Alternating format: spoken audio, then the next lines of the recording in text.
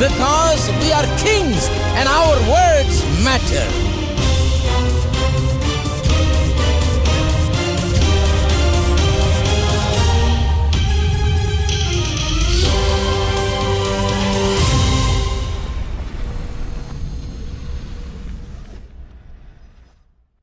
காலையும் மாலைய வேளையும் கர்த்தரை கருத்துடன் பாடிடுவேன்.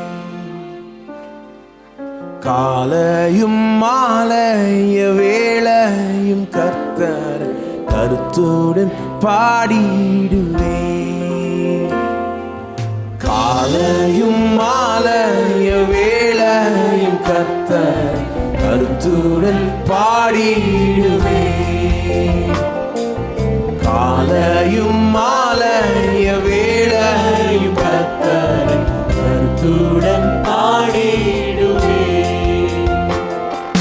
பரிசுத்தர் பரிசுத்தர் பரிசுத்தர் எனது பாடிடும் தொனி கேட்குதே. பரிசுத்தர் பரிசுத்தர் பரிசுத்தர் என தூதர் பாடிடும் தொனி கேட்குதே. காலையும் மாலையும் வேளையும் கர்த்தரை கருத்துடன் பாடிடுவே. கர்த்தர் என் வெளிச்சம் ஜீவனின் பலன் கிருபையாய் ரட்சிப்புமானார். கர்த்தர் என் வெளிச்சம் ஜீவனின் பலன் கிருபையாய் ரட்சிப்புமானார். அஞ்சிடாமல் கலங்காமல் பயமின்றி திகிலின்றி அனுதினம் வாழ்ந்திடுவேன். அஞ்சிடாமல் கலங்காமல் பயமின்றி திகிலின்றி அனுதினம் வாழ்ந்திடுவேன். காலையும் மாலையும் வேளையும் கர்த்தரை கருத்துடன் பாடிடுவேன். காலையும் மாலையும் வேளையும் கர்த்தரை கருத்துடன் பாடிடுவேன். எனக்கு எதிராயும் பாளையம் இறங்கி என் மேலோர் யுத்தம் வந்தாலும் எனக்கு எதிராய் பாளையம் இறங்கி என் மேலோர் யுத்தம் வந்தாலும் பயப்படேன். எதிராளி நிமித்தமாய் செவ்வையான பாதையில் நடத்திடுவார். பயப்படேன். எதிராளி நிமித்தமாய் செவ்வையான பாதையில் நடத்திடுவார்.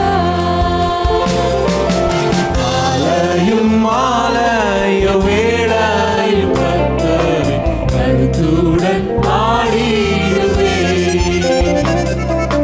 காலையும் மாலையும் வேளையும் கர்த்தரை கருத்துடன் பாடிடுவேன்.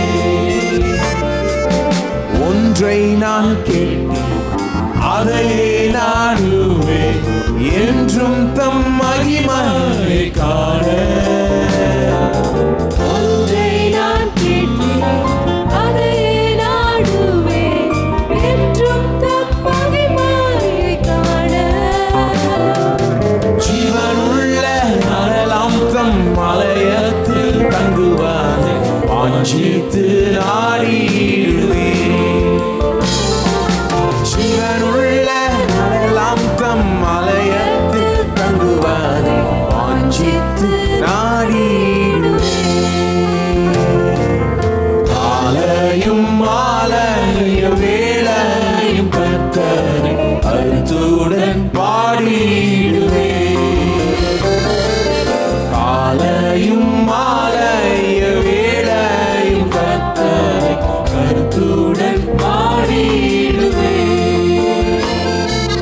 தீங்கு நாளுத்தம் கூடார மறைவு தேடி சேர்த்தென்னை மறைப்பார். தீங்கு நாளெல்லாம்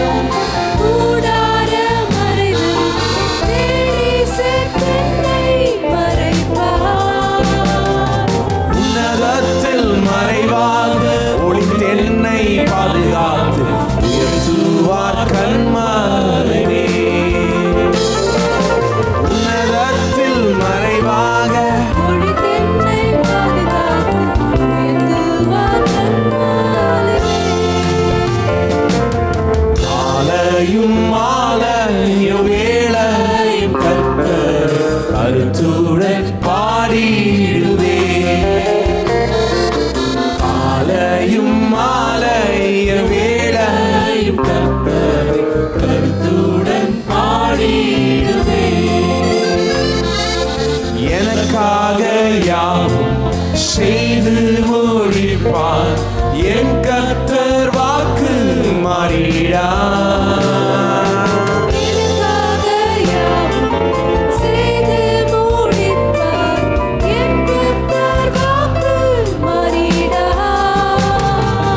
நமக்கென்றும் பயந்திடும் பக்தர் யாவும் விருப்பார் தவறாமல் நிறைவேற்றுவார். தமக்கென்றும் பயந்திடும் பக்தர் யாவர் விருப்பார் தவறாமல் நிறைவேற்றுவார். மாலையும் மாலைய வேளையும் கர்த்தரை கருத்துடன் பாடிடுவே. மாலையும் மாலைய வேளையும் கர்த்தரை கருத்துடன் பாடிடுவே. பரிசுத்தர் பரிசுத்தர் பரிசுத்தர் என தூதர் பாடிடும் தொனி கேட்குதே. பரிசுத்தர் பரிசுத்தர் பரிசுத்தர் என தூதர் பாடிடும் தொனி கேட்குதே. மாலையும் மாலைய வேளையும் கர்த்தரை கருத்துடன் பாடிடுவே. காலையும் மாலைய வேளையும் கர்த்தரை கருத்துடன் பாடிடுவே.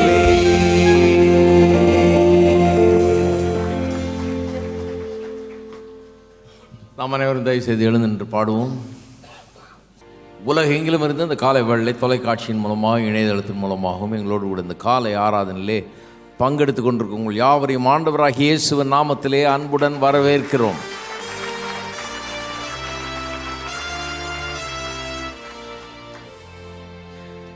கர்த்தரை துதிக்கிற துதி எப்போதும் என் வாயில் இருக்கும் என்று சங்கீதக்காரன் சொல்கிறான். காலையும் மாலையும் எப்போதும் அவரை நாம் பாடிக்கொண்டிருக்கிறோம். எல்லாரும் சேர்ந்து நாம் பாடுவோம்.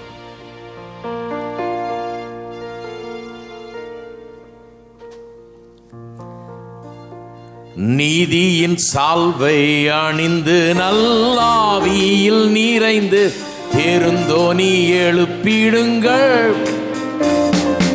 ஆவியோடும் கருத்தோடும் துதியுங்கள், கர்த்தரை உயர்த்திடுங்கள். நீதியின் சால்வை அணிந்து நல்லாவியில் நிறைந்து பெருந்தோனி எழுப்பிடுங்கள். ஆவியோடும் கருத்தோடும் துதியுங்கள், கர்த்தரை உயர்த்திடுங்கள். எல்லாரும் நீதியின் சால்வை அணிந்து நல்லாவியில் நிறைந்து பெருந்தோனி எழுப்பிடுங்கள். ஆவியோடும் கருத்தோடும் துதியுங்கள், கர்த்தரை உயர்த்திடுங்கள். நீதியின் சால்வை அணிந்து நல்லாவியில் நிறைந்து பெருந்தோனி எழுப்பிடுங்கள்.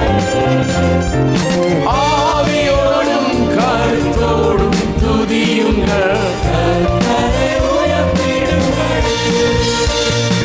மீட்படைந்தோர் களிப்போடே சீயோன் விரைந்திடுவார். நித்திய மகிழ்ச்சி நிலைக்கும், சஞ்சலம் தவிப்பும் ஓடிப்போ.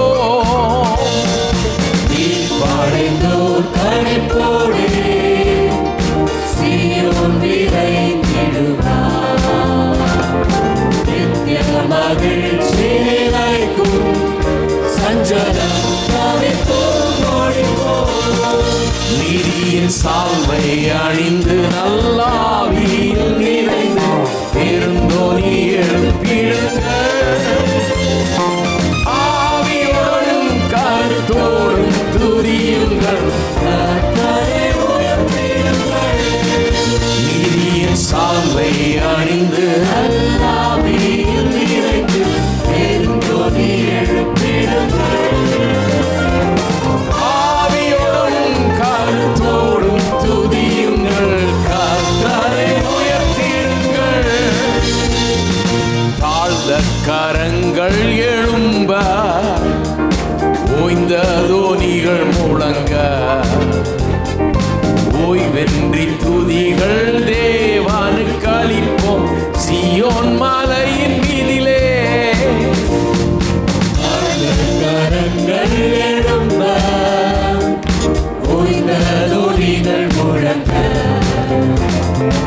ஓய்வின்றி துதிகள் தேவனுக்கு அளிப்போம் சீயோன் மலையின் மீதிலே. நீதியின் சால்வை அணிந்து நல்லாவியில் நிறைந்து பெருந்தோனி எழுப்பிடுங்கள். ஆவியோடும் கருத்தோடும் துதியுங்கள். கர்த்தரை உயர்த்திடுங்கள். நீதியின் சால்வை அணிந்து நல்லாவியில் நிறைந்து பெருந்தோனி எழுப்பிடுங்கள். ஆவியோடும் கருத்தோடும் துதியுங்கள். கர்த்தரை உயர்த்திடுங்கள். அல்லேலூயா துதிப்பாடி ஆண்டவரை புகழ்வோம். அவரின் முன்பாக பணிந்து குனிந்து துதித்து உயர்த்திடுவோம். அல்லேலூயா துதிப்பாடி ஆண்டவரை புகழ்வோம். அவரின் முன்பாக பணிந்து குனிந்து துதித்து உயர்த்திடுவோம். நீதியின் சால்வை அணிந்து நல்லாவியில் நிறைந்து பெருந்தோனி எழுப்பிடுங்கள். ஆவியோடும் கருத்தோடும் துதியுங்கள். கர்த்தரை உயர்த்திடுங்கள். நீதியின் சால்வை அணிந்து நல்லாவியில் நிறைந்து பெருந்தோனி எழுப்பிடுங்கள். ஆவியோடும் கருத்தோடும் துதியுங்கள். கர்த்தரை உயர்த்திடுங்கள். நீதியின் சால்வை அணிந்து நல்லாவியில் பெருந்தோனி எழுப்பிடுங்கள். ஆவியோடும் கருத்தோடும் துதியுங்கள். கர்த்தரை உயர்த்திடுங்கள். நீதியின் சால்வை அணிந்து நல்லாவியில் நிறைந்து பெருந்தோனி எழுப்பிடுங்கள். ஆவியோடும் கருத்தோடும் துதியுங்கள். கர்த்தரை உயர்த்திடுங்கள். தேவனை நம்பிடுவோரே சீயோன் பர்வதத்தினை போன்றே உயர்ந்து அசையாதிருப்பாரே. என்றென்றும் நிலைத்து நிற்பாரே. மாமலைகள் எருசலேமை சூழ்ந்து மதிலாய் நிற்கும் காட்சியினை போன்று தேவதேவன் தம் மக்களினை சூழ்ந்து இது முதல் என்றென்றும் இருப்பார். தேவனை நம்பிடுவோரே சீயோன் பர்வதத்தினை போன்றே உயர்ந்து அசையாதிருப்பாரே. என்றென்றும் நிலைத்து நிற்பாரே. மாமலைகளை எருசலேமை சூழ்ந்து மதிலாய் நிற்கும் காட்சியினை போன்று தேவதேவன் தம் மக்களினை சூழ்ந்து இது முதல் என்றென்றும் இருப்பார்.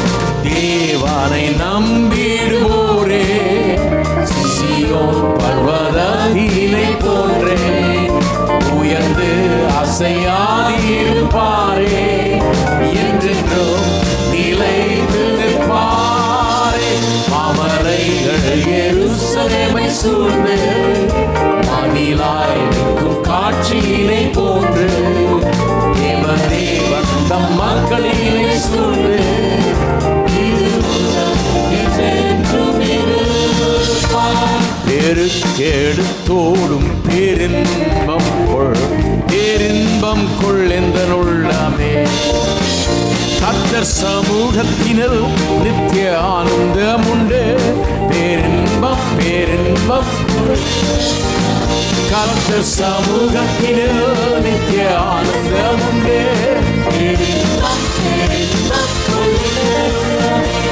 பேருக்கெடுத்தோடும் பேரின்பம் கொள் என்ற உள்ளமே.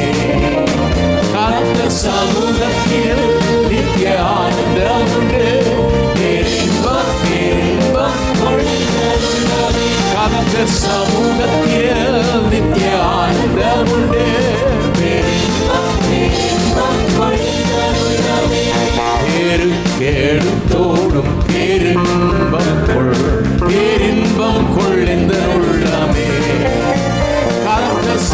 சமூகத்தில் நித்திய ஆனந்தம் உண்டு. கர்த்தர் சமூகத்தில் நித்திய ஆனந்தம் உண்டு.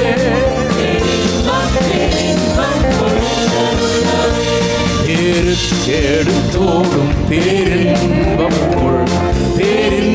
கொள் எந்த உள்ளமே. கர்த்தர் சமூகத்தில் நித்திய ஆனந்தம் உண்டு. பேரின்பம் கொள் எந்த உள்ளமே. கர்த்தர் சமூகத்தில் நித்திய ஆனந்தம் உண்டு. கர்த்தர் சமூகத்தில் நித்திய ஆனந்தம் உண்டு. கர்த்தர் சமூகத்தில் நித்திய ஆனந்தம் உண்டு. கர்த்தர் சமூகத்தில் நித்திய ஆனந்தம் உண்டு. கர்த்தர் சமூகத்தில் நித்திய ஆனந்தம் உண்டு.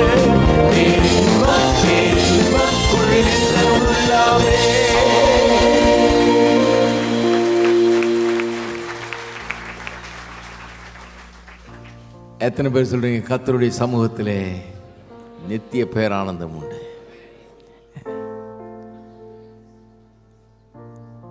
உண்மை என்னன்னா, கர்த்தருடைய சமூகம் என்பது ஏதோ ஞாயிற்றுக்கிழமை தோறும் வர்றதில்லை.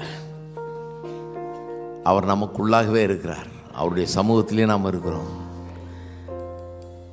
நான் உன்னை விட்டு விலகுவதும் இல்லை, உன்னை கைவிடுவதும் இல்லை என்று சொன்னவர் நம்முடைய கூட இருக்கிறார். அவருடைய சமூகத்திலே தான் வாழுகிறோம். நம்ம அவருக்குள்ளேயே வாழுகிறோம், அசைகிறோம், இருக்கிறோம்.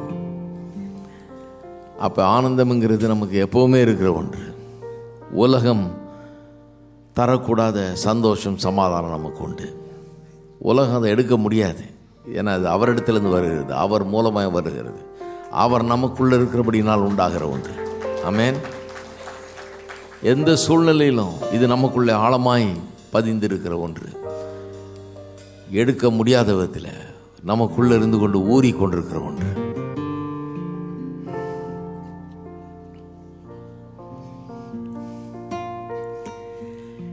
என் வேலன் நீரே, அன்பு கூறுவே, மகிழுவேன் நீதமும் உம்மையல்லாமல் தேவன் யார்? என் கண்மலை கோட்டையும் நீரே. வேலன் நீரே, அன்பு கூறுவே, மகிழுவேன் நீதமும் உம்மையல்லாமல் தேவன் யார்? என் கண்மலை கோட்டையும் நீரே. உமது ரட்சிப்பினால் மகிழுவேனே. உம் வல்ல நாமத்தினாலே நான் வெற்றி கொடியேற்றுவேனே. உமது ரட்சிப்பினால் மகிழுவேனே. உம் வல்ல நாமத்தினாலே நான் வெற்றி கொடியேற்றுவேனே.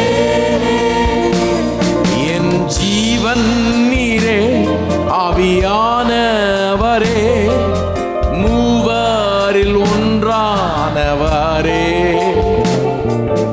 உம்மையல்லாமல் தேவன் யார்? என் மீட்பினாச்சாரமும் நீரே. என் ஜீவன் நீரே, ஆவியானவரே, மூவரில் ஒன்றானவரே. உம்மையல்லாமல் தேவன் யார்? என் மீட்பினாச்சாரமும் நீரே. தூய ஆவியே, தேற்றரா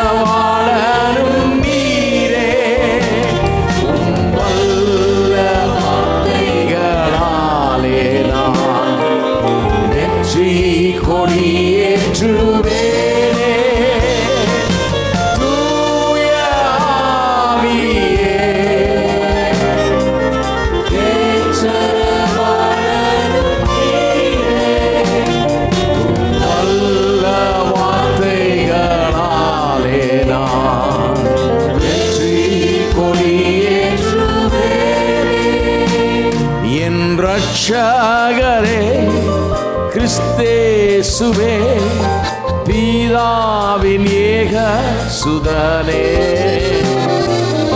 உம்மை அல்லாமல் தேவன் யார் மீட்பினச்சாரமும் நீரே ரட்சகரே கிறிஸ்தேசுவே பிதாவின் ஏக சுதனே உம்மை அல்லாமல் தேவன் யார் என் மீட்பரும் மீட்பரும் நீரே உமது இரத்தத்தினால் சாட்சியின் வசனத்தினால் நீர் வென்ற சத்ருவை மீதித்து நான் வெற்றி கொடியேற்றுவேனே உமது ரட்சிப்பினால் சாட்சியின் வசனத்தினால் நீர் வென்ற சத்ருவை மீதித்து நான் வெற்றி உமது ரட்சிப்பினால் நேத்தம் மகிழுவேனே உம் வல்ல நாமத்தினாலே நான் வெற்றி கொடியேற்றுவேனே தூய ஆவியே தேற்றரவாளரும் நீரே வல்ல வார்த்தைகளாலே நான் வெற்றி கொடியேற்றுவேனே உமது இரத்தத்தினால் சாட்சியின் வசனத்தினால் நீர் வென்ற சத்ருவை மீதித்து நான் வெற்றி கொடியேற்றுவேனே.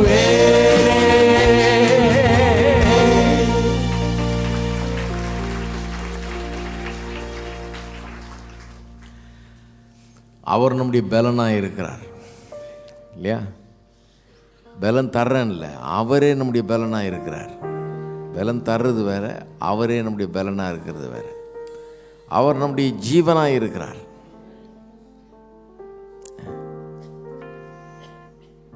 அவர் நம்முடைய இரட்சகராக இருக்கிறார். நமக்கு எல்லாவற்றுக்கும் எல்லாமா இருக்கிறார்.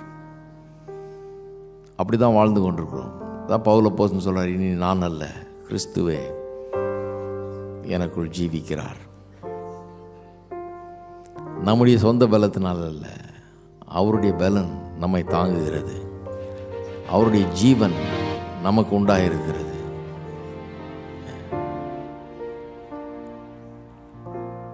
என் நெஞ்சமே நீ பாடி துதிப்பாய், என் மீட்பரே மாமேன்மையை என் நெஞ்சமே நீ பாடி துதிப்பாய், என் மீட்பரே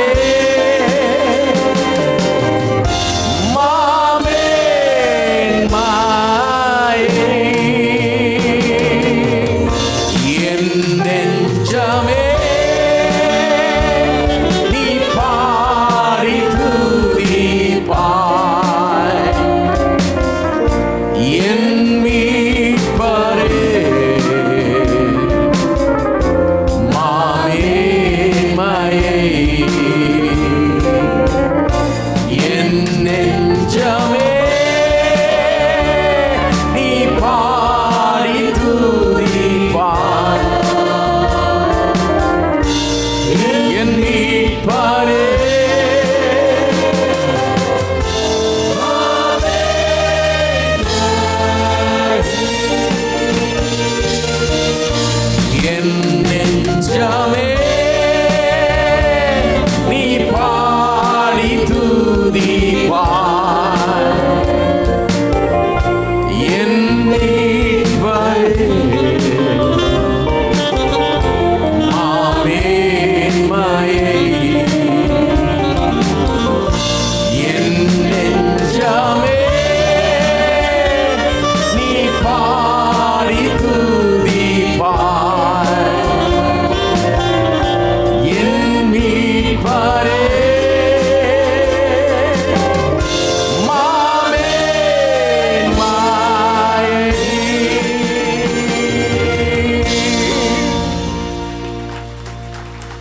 ஹalleluya. சங்கீதக்காரன் சொல்லுகிறான், என் ஆத்துமாவே கர்த்தரை ஸ்தோத்திரி, என் முழு உள்ளமே அவருடைய பரிசுத்த நாமத்தை ஸ்தோத்திரி. உண்மையாகவே நாம் எல்லாரும் இன்றைக்கு கர்த்தரை ஸ்தோத்திரிப்போம், கர்த்தரை துதிப்போம். நம்முடைய உள்ளங்களையும் கரங்களையும் கர்த்தருக்கு முன்பாக உயர்த்துவோம். ஹalleluya. ஓ உமக்கு ஸ்தோத்திரம் கர்த்தாவே, உமக்கு ஸ்தோத்திரம், ஸ்தோத்திரம், ஸ்தோத்திரம், ஸ்தோத்திரம், ஸ்தோத்திரம், ஸ்தோத்திரம் கர்த்தாவே. உம்மை துதிக்கிறோம், உம்மை துதிக்கிறோம், துதிக்கிறோம், துதிக்கிறோம் கர்த்தாவே. உமக்கு ஸ்தோத்திரம் செலுத்துகிறோம். ஹalleluya, ஹalleluya, ஹalleluya. ஓ உமக்கு ஸ்தோத்திரம், ஸ்தோத்திரம், ஸ்தோத்திரம் தேவனே, ஸ்தோத்திரம் கர்த்தாவே, ஸ்தோத்திரம், ஸ்தோத்திரம் தேவனே, ஸ்தோத்திரம்.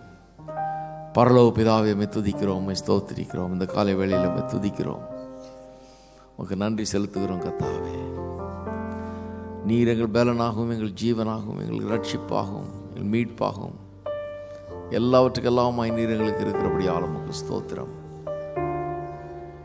எருசலேமை சுற்றி மலைகள் சூழ்ந்திருக்கிறது போல மலைகளை காட்டிலும் பெரியவராகி நீர் எங்களை சூழ்ந்து பாதுகாப்பாய் இருந்து கொண்டிருக்கிறபடியால் உமக்கு ஸ்தோத்திரம். உம்முடைய அரணுக்குள்ளே நாங்கள் இருக்கிறோம். நீரே எங்களுடைய அரணும் கோட்டையும் பெல்லடுமாய் எங்களுக்கு இருக்கிறபடியால் உமக்கு ஸ்தோத்திரம் கர்த்தாவே. எங்களுக்கு போதுமானவராக இருக்கிறபடியால் உமக்கு ஸ்தோத்திரம். நீர் எங்களுக்கு என்னவாய் இருக்கிறீர் என்பதை விளங்கிக் கொள்ளும்படியாக, நீர் எங்களுடைய வாழ்க்கையில் வந்த பிறகு நாங்கள் என்னவாய் மாறி இருக்கிறோம் என்பதை விளங்கிக் கொள்ளும்படியாக இன்னைக்கு மனக்கண்கள் பிரகாசம் அடையட்டும். தேவ ஆவியானவர் சகல சத்தியத்துக்குள்ள நடத்தட்டும். வெற்றியும் வாழ்வும் ஒவ்வொருவருக்கும் உண்டாயிருக்கட்டும் கர்த்தாவே. பலன் உண்டாயிருக்கட்டும், வெற்றியும் ஜெயமும் உண்டாயிருக்கட்டும். தோல்வியில் இருக்கிறவர்கள் கூட வெற்றியை இன்றைக்கு எடுத்துக்கொள்ளட்டும், ஜெயத்தை சொந்தமாக்கி கொள்ளட்டும். அநேகருடைய ஜீவியங்கள் இன்றைக்கு மாற்றப்படட்டும் கர்த்தாவே. அப்படி நாமத்துக்கு எல்லா கனம் மைமை துதி ஸ்தோத்திரங்களை நாங்கள் ஏறெடுக்கிறோம். இயேசுவின் நாமத்திலே ஜெபிக்கிறோம், ஆமென். நமஸ்காரம். காணிக்கையாலே கர்த்தரை ஆராதிக்கிற நேரம். உலகெங்கிலும் இந்த இணையதளத்தின் மூலமாக டிவி மூலமாக எங்களோட கூட தாராள பங்கெடுத்து நீங்களும் காணிக்கையில் செலுத்த விரும்பினால் இப்பொழுதே வெப் கிவிலிங் மூலமாக செலுத்தலாம், அல்லது விக்டரி கிறிஸ்டியன் பவுண்டேஷன் பெயருக்கு காசோலைகள் அல்லது எம்ஓடிடி அனுப்பலாம். தசமம் காணியோட கரங்களை உயர்த்துவோம், கர்த்தரை வார்த்தை அறிக்கைட்டு கொடுப்போம். தேவோட வார்த்தை சொல்கிறது, என் ஆலயத்தில் ஆகாரம் உண்டாயிருக்கும்படி தசம பாகங்களை எல்லாம் என் பண்டைய சாலையில் கொண்டு வாருங்கள். அப்பொழுது வானத்தின் பலனை திறந்து இடங்கொள்ளாமற் போக மட்டும் ஆசீர்வாதங்களை வர்ஷிக்க மாட்டானோ என்று சோதித்து பாருங்கள். என் தேவன் தம்முடைய வார்த்தையின்படியே வானத்தின் பலனை திறந்து இடங்கொள்ளாமற் போக மட்டும் ஆசீர்வாதங்களை என் மேல் வர்ஷிப்பார் என்று நான் விசுவாசிக்கிறேன். என் காணிக்கையினாலே தேவனை கனப்படுத்துகிறேன். ஆமென். கரங்களை கீழே உயர் பெற்றுக்கொள்வார்கள். புதிதாய் வந்தலை வரவேற்க விரும்புகிறோம். இந்த ஆராதனைக்கு முதல் தடையாய் வந்திருந்தால் தயவுசெய்து கரங்களை உயர்த்துங்கள். உள்ளே இருப்பவர்களும் வெளியே இருப்பவர்களும் மேல் அமர்ந்து இருப்பவர்களும் ஒரு சில வினாடியோட கரங்களை உயர்த்துங்கள். உங்களை சபை புரோஷரை கொடுப்பார்கள். அந்த புரோஷரிலே சபை ஆராதனை நேரங்கள், டிவி நிகழ்ச்சி நேரங்கள் எல்லாம் அடங்கி இருக்கிறதை பார்க்கும்படி கேட்டுக்கொள்கிறோம். அது மட்டுமல்லாமல் மத்திய ஒரு அட்டையை பார்ப்பீர்கள். உங்கள் பெயரை விலாசத்தையும் எழுதி நீங்கள் போகும்பொழுது சிடி ஸ்டாலில் கொடுத்தால் நம்மளோட போதர்கள் பேசின 8 செய்திகளுடைய MP3 சிடியும் வெற்றியும் வாழ்வுங்கிற மாதாந்திர தமிழ் பத்திரிகையும் வெகுமதியாக கூட பெற்றுச் செல்லலாம்.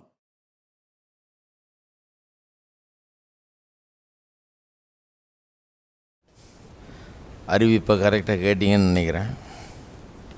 எப்படியும் ஒரு 200-300 காலாவது வரும். எத்தனை மணிக்கு சர்வீஸ்ன்னு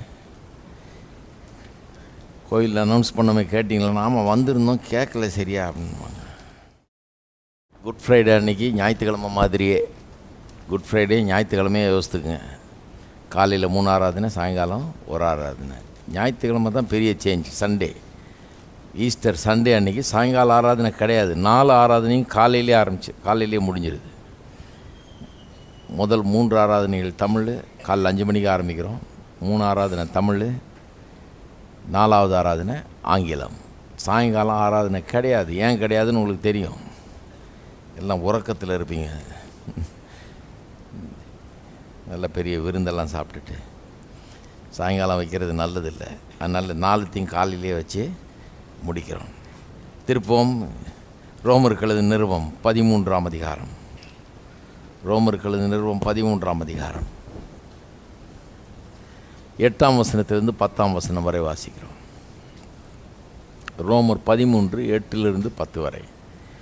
ஒருவரிடத்தில் ஒருவர் அன்பு கூறுகிற கடனை அல்லாமல் மற்றொன்றிலும் ஒருவனுக்கும் கடன்படாதிருங்கள். பிறனிடத்தில் அன்பு கூறுகிறவன் நியாயப்பிரமாணத்தை நிறைவேற்றுகிறான். எப்படி என்றால், விபச்சாரம் செய்யாதிருப்பாயாக, கொலை செய்யாதிருப்பாயாக, களவு செய்யாதிருப்பாயாக, பொய் சாட்சி சொல்லாதிருப்பாயாக, இச்சியாதிருப்பாயாக என்கிற இந்த கற்பனைகளும் வேறே எந்த கற்பனையும் உன்னிடத்தில் நீ அன்பு கூறுகிறது போல பிறனிடத்திலும் அன்பு கூறுவாயாக என்கிற ஒரே வார்த்தையிலே தொகையாய் அடங்கி இருக்கிறது. அன்பானது பிறனுக்கு பொல்லாங்கு செய்யாது, ஆதலால் அன்பு நியாயப்பிரமாணத்தின் நிறைவேறுதலாய் இருக்கிறது. இந்த வசனங்களை கடந்த 2 வாரமாக பார்த்து வருவது 3ஆம் வாரமாக இதை பார்ப்போம். இது ஒரு முக்கியமான ஒரு வேத பகுதி. ஒருவர்கள் அன்பு கூறுவதை குறித்து பார்த்து வருகிறோம். வாக்கிங் இன் லவ், அதாவது அன்பிலே வாழ்வதை குறித்து பேசி வருகிறோம். இதில் இது ரொம்ப முக்கியமான பகுதி. 1 யோவானில் பல பகுதிகளை பார்த்தோம். இங்கே பவுல் அப்போஸ்தலன் கூறும் போதனைகளில் இது வருகிறது. நான் ஏற்கனவே சொன்னேன், 11 அதிகாரத்தில் உபதேசங்களை போதித்து விட்டு 12ஆம் அதிகாரத்திலிருந்து அந்த உபதேசத்தின் அடிப்படையிலே எப்படி வாழ்வது, ரட்சிக்கப்பட்டோம், பாவிகளாக இருந்தோம், ரட்சிக்கப்பட்டோம், இப்போ எப்படி ரட்சிக்கப்பட்டவர்கள் வாழ்வது என்பதை குறித்து போதிக்கும்போது பவுல் அப்போஸ்தலன் குறிப்பாக அன்பை குறித்து தான் போதிக்கிறார். கிறிஸ்தவ வாழ்க்கையில் எப்படி வாழ்வதுன்னு குறித்து சப்ஜெக்ட் வரும்போதே எல்லாருமே இதை தான் எடுக்கிறாங்க. ஒருவர் அன்பு கூறுவது இதை தான் எடுக்கிறாங்க. ஏன்னா தேவன் அன்பாக இருக்கிறார், ரட்சிக்கப்பட்டிருக்கோம்னு சொன்னால் அந்த அன்பின் சாயல் நம்மளும் இருக்க வேணும் அப்படிங்கிறது தான் இதனுடைய காரியமே. ஆகவே அப்போஸ்தலன் பவுலும் இந்த அன்பை குறித்து தான் போதிக்கிறார். ஆனால் எப்படி போதிக்கிறார்ன்றதை கவனிங்க, ரொம்ப சுவாரஸ்யமாக அதை செய்கிறார். முதல் வாரத்தில் பார்த்தோம், ஒருவரிடத்தில் ஒருவர் அன்பு கூறுகிற கடனே அல்லாமல் மற்றொன்றிலும் ஒருவருக்கும் கடன்படாதிருங்கள்ங்கிறத முதல் வாரத்தில் பார்த்தோம். எப்படி போடுறாரு பாருங்கள், அதை அன்பு கூறுங்கன்னு சொல்கிறத எப்படி சொல்கிறாரு. ஒருவரிடத்தில் ஒருவர் அன்பு கூறுவதை கடனே அல்லாமல் மற்றொன்றிலும் ஒருவனுக்கும் கடன்படாதிருங்கள். அப்படின்னா என்ன அர்த்தம்?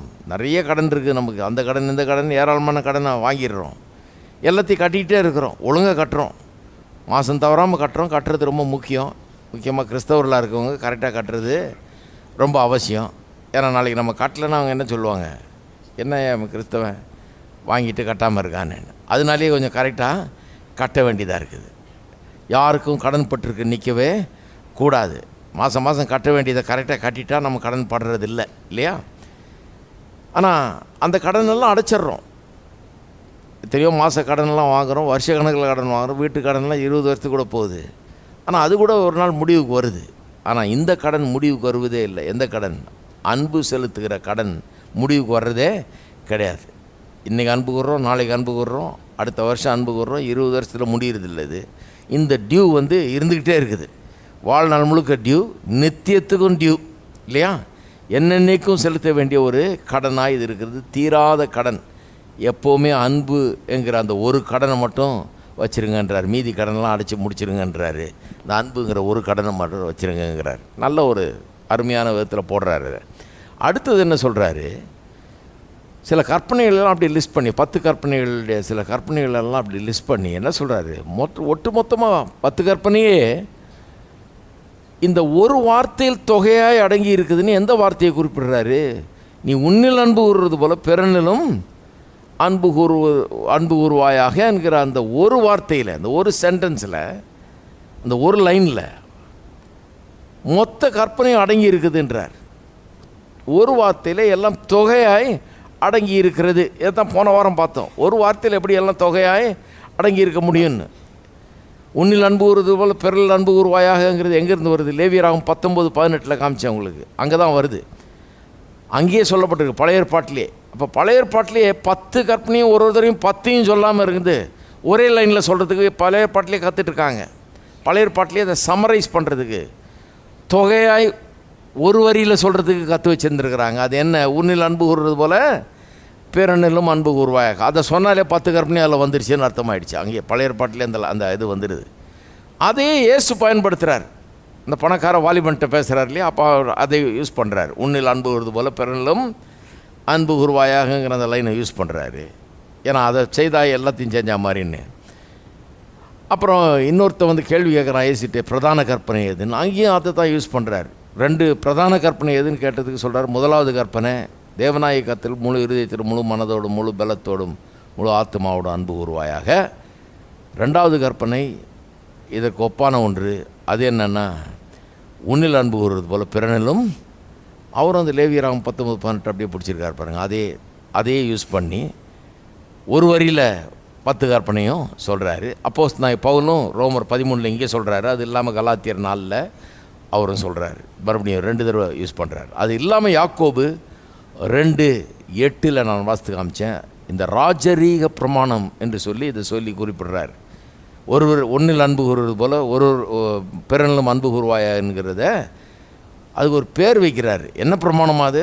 ராஜரீக பிரமாணம், ராஜரீக கற்பனை. இட்ஸ் அ ராயல் லா அப்படின்னு ஆங்கிலத்தில் வருது. ராயல் லான்னு என்ன? ராயல் முத்திரையோடு வருகிறது. ஒரு ராஜாவினுடைய அதிகாரத்தினால் கட்டளையிடப்பட்டிருக்கிறது. அது அந்த ராஜா நம்ம இயேசு ராஜா. நாம் இந்த தேவனுடைய ராஜ்யத்தில் இருக்கிறோம். அந்த ராஜா அவர் முத்திரை போட்டு இந்த கட்டளையை பிறப்பித்திருக்கிறார். என்ன கட்டளை? ஒருவரில் அன்பு கூறுவது போல் உங்களில் அன்பு கூறுவது போல் பிறனிலும் அன்பு கூறுவாயாகங்கிறது அவருடைய முத்திரையில் வந்த ஒரு கட்டளை என்று. அதனால் அது ராஜரீக பிரமாணம் என்று சொல்லி அவர் அதுக்கு பெயரிடுகிறார். சரி, அதை பார்த்தோம். அதுக்கப்புறம் போன வாரம் இன்னொரு காரியத்தை நான் விளக்கி சொன்னேன். நிறைய பேர் இதை எடுத்து தவறாக புரிந்து வைத்துக்கிறாங்க. அவன் என்ன சொல்கிறாங்க, உன்னில் அன்பு கூறுவது போல் பிறனில் அன்பு கூறுவாயாக என்று சொல்லியிருக்குது. அப்போ அதுதான் முக்கியம். கடவுள் இருக்கிறாரா இல்லையா நமக்கு தெரியாது. அதெல்லாம் நம்ம பார்த்ததும் இல்லை, புரியவும் புரியாது. அதை விடுங்க. அதை நம்ம என்ன நம்பாட்டி போனால் என்ன? ஒன்றை மட்டும் கரெக்டாக செய்யணும். நம்மள அன்பு கூறுறது போல் பிறனிலும் அன்பு கூறுவோம். அதை செய்வோம். அதை செஞ்சுட்டா அது நம்ம கடவுளை நம்புறதுக்கு சமானமாயிடும் அப்படிங்கிற மாதிரி போகிறாங்க. அதுதானே சொல்லியிருக்குது அப்படிங்கிற மாதிரி. ஆனால் சொல்லியிருக்கிறது ஒரு ஆர்டரில் சொல்லியிருக்கு பாருங்கள். இயேசு எப்படி சொல்கிறாரு, தேவனாய கர்த்தரில் முதல் அன்பு கூறு, முழு மனதோடும் முழு இருதயத்தோடும் முழு ஆத்மாவோடும் முழு பலத்தோடும் தேவனாகிய கர்த்தரிடத்தில் அன்பு கூறுவாயாகன்னு முதல்ல சொல்லிட்டு 2வது கற்பனை இதற்கு ஒப்பான ஒன்று. அது என்ன? உன்னில் அன்பு கூறுறது போல் பிறனிலும் அன்பு. அந்த ஆர்டர் ரொம்ப முக்கியம் பாருங்கள். இவங்க என்ன பண்ணிடுறாங்க, அந்த ஆர்டரையே அப்செட் பண்ணிடுறாங்க. முதல்ல தேவன் அன்பு கூறுவாயாக, பிறகு பிறன அன்பு கூறுவாயான்னு போட்டது. இவங்க என்ன சொல்கிறாங்க, முதல்ல தேவன் அன்பு கூறுவாயன்றதை விடுங்கன்றாங்க. அதை 2வது போட்டுக்கலாம், இல்லை விட்டுடலாம் கூட, பிரச்சனை இல்லை. ஒருவரில் ஒருவர் அன்பு கூர்ந்தால் போதுங்கிற மாதிரி சிலர் போகிறாங்க. இன்றைக்கு இந்த நவநாகரிக காலத்தில் சில கோளாறுங்க பாருங்கள் ஜனங்களுடைய திங்கிங்கில். அவங்க என்ன சொல்கிறாங்க, அதெல்லாம் விடுங்க, கடவுள் இருக்கிறாரோ இல்லையோ, நம்ம ஒருத்தரில் ஒருத்தர் அன்பு கூறணும், அதுதான் முக்கியம். கேட்குறதுக்கு நல்லா இருக்குது, ஆனால் அது ப்ராக்டிக்கலாக இம்பாசிபிள்ன்றதை காமிச்சேன் போன வாரம். ஏன் இம்பாசிபிள்? ஏன் அது இயலாத ஒன்று? அப்படி செய்ய முடியாது. ஒருவரில் ஒருவர் அன்பு கூறுறதுன்றது சாதாரணமாக நடக்க முடியாத ஒன்று. ஏன்னா ஒன்று, பாவத்து நிமிஷமாக மனுஷன் கெட்டு போயிட்டான். எப்படி கெட்டு போயிருக்கான்? பாவம் என்ன பண்ணியிருக்கு? மனுஷனை சுயநலவாதியாக மாற்றி விட்டது. அதனால் உன்னில் அன்பு கூறுகிறது போலன்றது அவனுக்கு முடியும். அவனில் அன்பு கூறுறான், தன்னை அன்பு கூறுறான், எல்லாத்துக்கும் மேலே தன்னை நேசிக்கிறான். அவன் சுயநலவாதி. அவன் தன்னில் அன்பு கூறுறதுல அவன் சாம்பியன். ஆனால் பிறனில் அன்பு கூறுறதுன்னு வரும்போது அவனால் அடித்து போட்டாலும் நடக்காது. அவனை இன்றைக்கெல்லாம் நீங்கள் உபதேசித்து தலையில் கொட்டி கொட்டி ஏற்றினா கூட பிறனில் அன்பு கூறுறதுன்னு அவனுக்கு வராத ஒன்று. ஏன்னா அவனுடைய பாவம் அவனை அப்படி மாற்றிருக்கு, சுயநலவாதியாக மாற்றிருச்சு. அதை கணக்கில் எடுக்கிறதே இல்லை. இவங்க என்ன சொல்கிறாங்க, ரொம்ப ஈஸி, என்னில் அன்பு கூறுறது போல் நான் பிறனில் அன்பு கூறவன், அவ்வளோதானே, அது பண்ணிட்டா போகுது அப்படின்றாங்க. அதான் பண்ண முடியாதுன்றது தான் வேத வசனத்தின் சத்தியம். அதை பண்ணணுன்னா ஒரு முக்கியமான ஒரு மாற்றம் நடக்கணும். தேவனோடு கூட நமக்கு ஒரு தொடர்பு உண்டாகணும். அதைத்தான் இன்னைக்கு காண்பிக்க போகிறேன். எப்படி தேவன் நம்மில் அன்பு கூறுறது போல் பிறனிலும் அன்பு கூறுகிறவர்களாய் நம்மை மாற்றுகிறார் என்பதை இன்றைக்கு காண்பிக்க போகிறேன். மாற்ற முடியாது, அதாவது உங்களில் அன்பு கூறுறது போல் நீங்கள் பிறனையும் அன்பு கூற முடியாது அப்படிங்கிறத போன வாரம் காமிச்சேன்.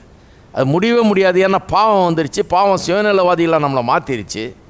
அதனால் உங்களை நீங்கள் அன்பு கூறுற மாதிரி மற்றவர்கள் அன்பு கூறவே முடியாது அப்படிங்கிறத காமிச்சேன். இன்றைக்கி என்ன காண்பிக்க போகிறேன், பிறனில் நாம் அன்பு கூற வேண்டும் என்றால், நம்ம அன்பு கூறுவது போல் பிறனில் அன்பு கூற வேண்டும் என்றால் ஒரே ஒரு வழி தான் உண்டு. ஒரு பெரிய மாற்றம் நமக்குள்ளே ஏற்படணும். எப்படி நம்ம கர்த்தர் நம்ம எடுத்து அந்த நிலையிலேருந்து இந்த நிலைக்கு எப்படி கொண்டாடுறாரு. பிறனில் அன்பு கூற முடியாத ஒரு நிலையில் சுயநலவாதிகளாக இருந்த நம்மளை பாவத்திலிருந்து மீட்டு எப்படி அன்பு கூறக்கூடியவர்களாக மாற்றுகிறார் என்பதை குறித்தான் இன்றைக்கு நான் போதிக்க போகிறேன். அதுதான் இன்றைக்கி சப்ஜெக்ட். அப்போ இதை கவனிப்போம். உன்னில் அன்பு கூறுவது போல பிறனில் அன்பு கூறுவாயாக. பிறனில் அன்பு கூறுவாயாகன்னு சொல்லலை, உன்னில் அன்பு கூறுகிறது போல பிறனில் அன்பு கூறுவாயாக. நம்மளை எவ்வளோ அன்பு கூறுறோம் நம்ம கொஞ்சம் கவனித்து பாருங்கள். இன்னொருத்தன் ஒரு தப்பு பண்ணான்னா அது பெரிய தப்பாக நமக்கு தெரியுது. என்ன சொல்கிறோம், இப்படி பண்ணலாமா நியாயம், நம்ம பண்ணால் தெரியாமல் நடந்துருச்சுங்க, எக்ஸ்கியூஸ். அது என்ன, ஒரு சின்ன தப்பு நடந்துருச்சு, பெருசை கூட ரொம்ப சின்னதாக்கிடுறோம். ஏன்னா நம்ம பண்ண தப்பாச்சே. இன்னொருத்தன் பண்ணான்னா சின்ன தப்பை பெருசாகி காமிக்கிறோம். ஐயோ அநியாயம், இப்படி பண்ணியிருக்கலாமான்றோம். நம்ம பண்ணோன்னே ஒரு சின்ன தப்புங்க, பெருசாக எடுத்துக்காதீங்க. அதை நமக்கு அறிவுரை, ஒரு சின்ன தப்பு நடந்துச்சு, அதை பெருசாக எடுத்துக்காதீங்க. அவன் ஒரு சின்ன தப்பு பண்ணான்னா அதை பெருசாக எடுத்துக்கிறது தான் நம்ம வேலை. இப்படி இருக்கிறோம்.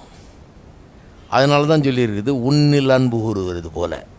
நீ ஒன்றை எப்படி அன்பு கூறுற, உன் தப்பை எப்படி பார்க்குற, உன்னுடைய குறைகளை குற்றங்களை எப்படி நீ காண்கிற, எப்படி நீ உனக்கே மன்னிச்சு விட்டுக்கிற, உனக்கு ரொம்ப தயாளனாக இருந்துக்கிற, நீ உனக்கு மன்னிக்கிறதுல ரொம்ப பெரிய ஆளாக இருக்கிற, உன்னுடைய தவறுகளை உன்னுடைய குறைகளை பாராமல் இருக்கிறதுல அதை சிறுசுப்படுத்துறதுல ரொம்ப பெரிய ஆளாக இருக்கிற. அது மாதிரி பிறனையும் அன்பு கூறு, அவ்வளோதான். நீ தப்பு பண்ணினா பாருங்க, நம்ம வீட்டு பிள்ளை கெட்டு போச்சுன்னா அந்த பயல், இந்த பக்கத்து தெருவில் ஒரு பையன் இருக்காங்க, அவனால தான் இவன் கெட்டான், ரொம்ப மோசமான குடும்பம் அது, அந்த பயலும் ரொம்ப மோசமானவன், அவனால தான் என் பையன் கெட்டாங்க. என் பையன் என்ன நல்ல, நாங்கள் என்ன குடும்பம், நாங்கள் என்ன ஆளுங்க. அந்த பயலோட இவன் சேர்ந்து அந்த சாகவாசம் தான் அவனை இப்படி ஆக்கியிருக்குது. ஏன்னா நம்ம பையனாச்சே, அதனால் அவனுக்கு சப்பை கட்டி எப்படிலாம் அவனை காப்பாற்ற முடியுமோ காப்பாற்றி, அவனுக்கு என்னெல்லாம் நல்ல சர்டிஃபிகேட் கொடுக்க முடியுமோ கொடுத்து, அவன் குறைகள்லாம் எப்படி பேசாமல் அப்படி அமுக்கி வச்சு அதை மன்னித்து அதை பெருசுப்படுத்தாமல், அதை இன்னும் கேட்டால் இன்னும் ஆப்போசிட்டாக சொல்லி அவனை மாதிரி ஒரு யோகியன் இல்லவே இல்லைன்னு.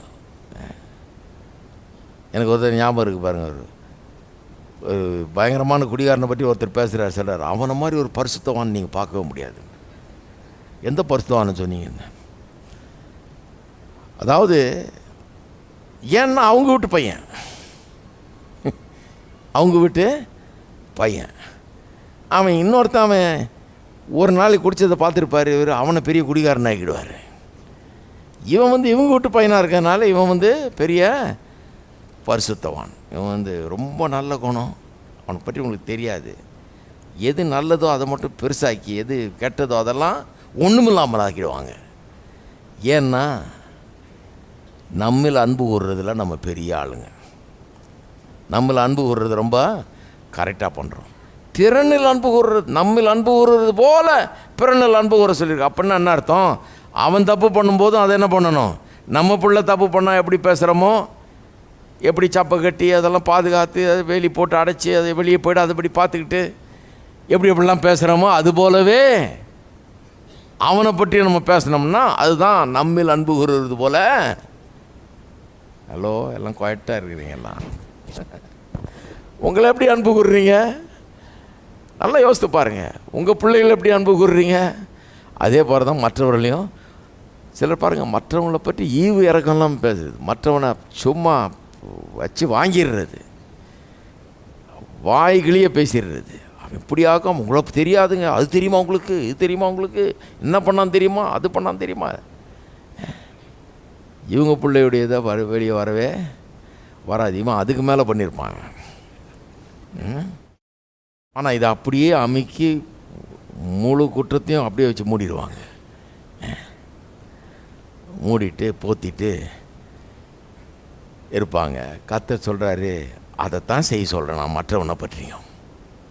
ஹலோ, மற்றவனை பற்றியும் அதைத்தான் செய்ய சொல்கிறேன்றார். ஆனால் அதை செய்ய முடியாத நிலையில் இருந்தோம்.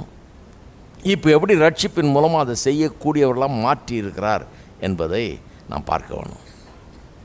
பாருங்கள், நம்மில் அன்பு கூறுறது போல் இன்னொருத்தனை எப்படி அன்பு கூற முடியும்? அதாவது நாம் தேவனுக்கு முன்னால் வந்து நிற்கும்போது தான் நாம் யாருன்றது நமக்கு விளங்குகிறது. இல்லைன்னா விளங்கவே விளங்காது. பாருங்கள், தேவனுக்கு முன்னால் நாம் வந்து நிற்கும்போது தான், அவருடைய பிரசன்னத்தில் நிற்கும்போது தான் நாம் எப்படிப்பட்டவர்கள் என்பது நமக்கு விளங்குகிறது. நாமளே கற்பனை பண்ணால் விளங்காது.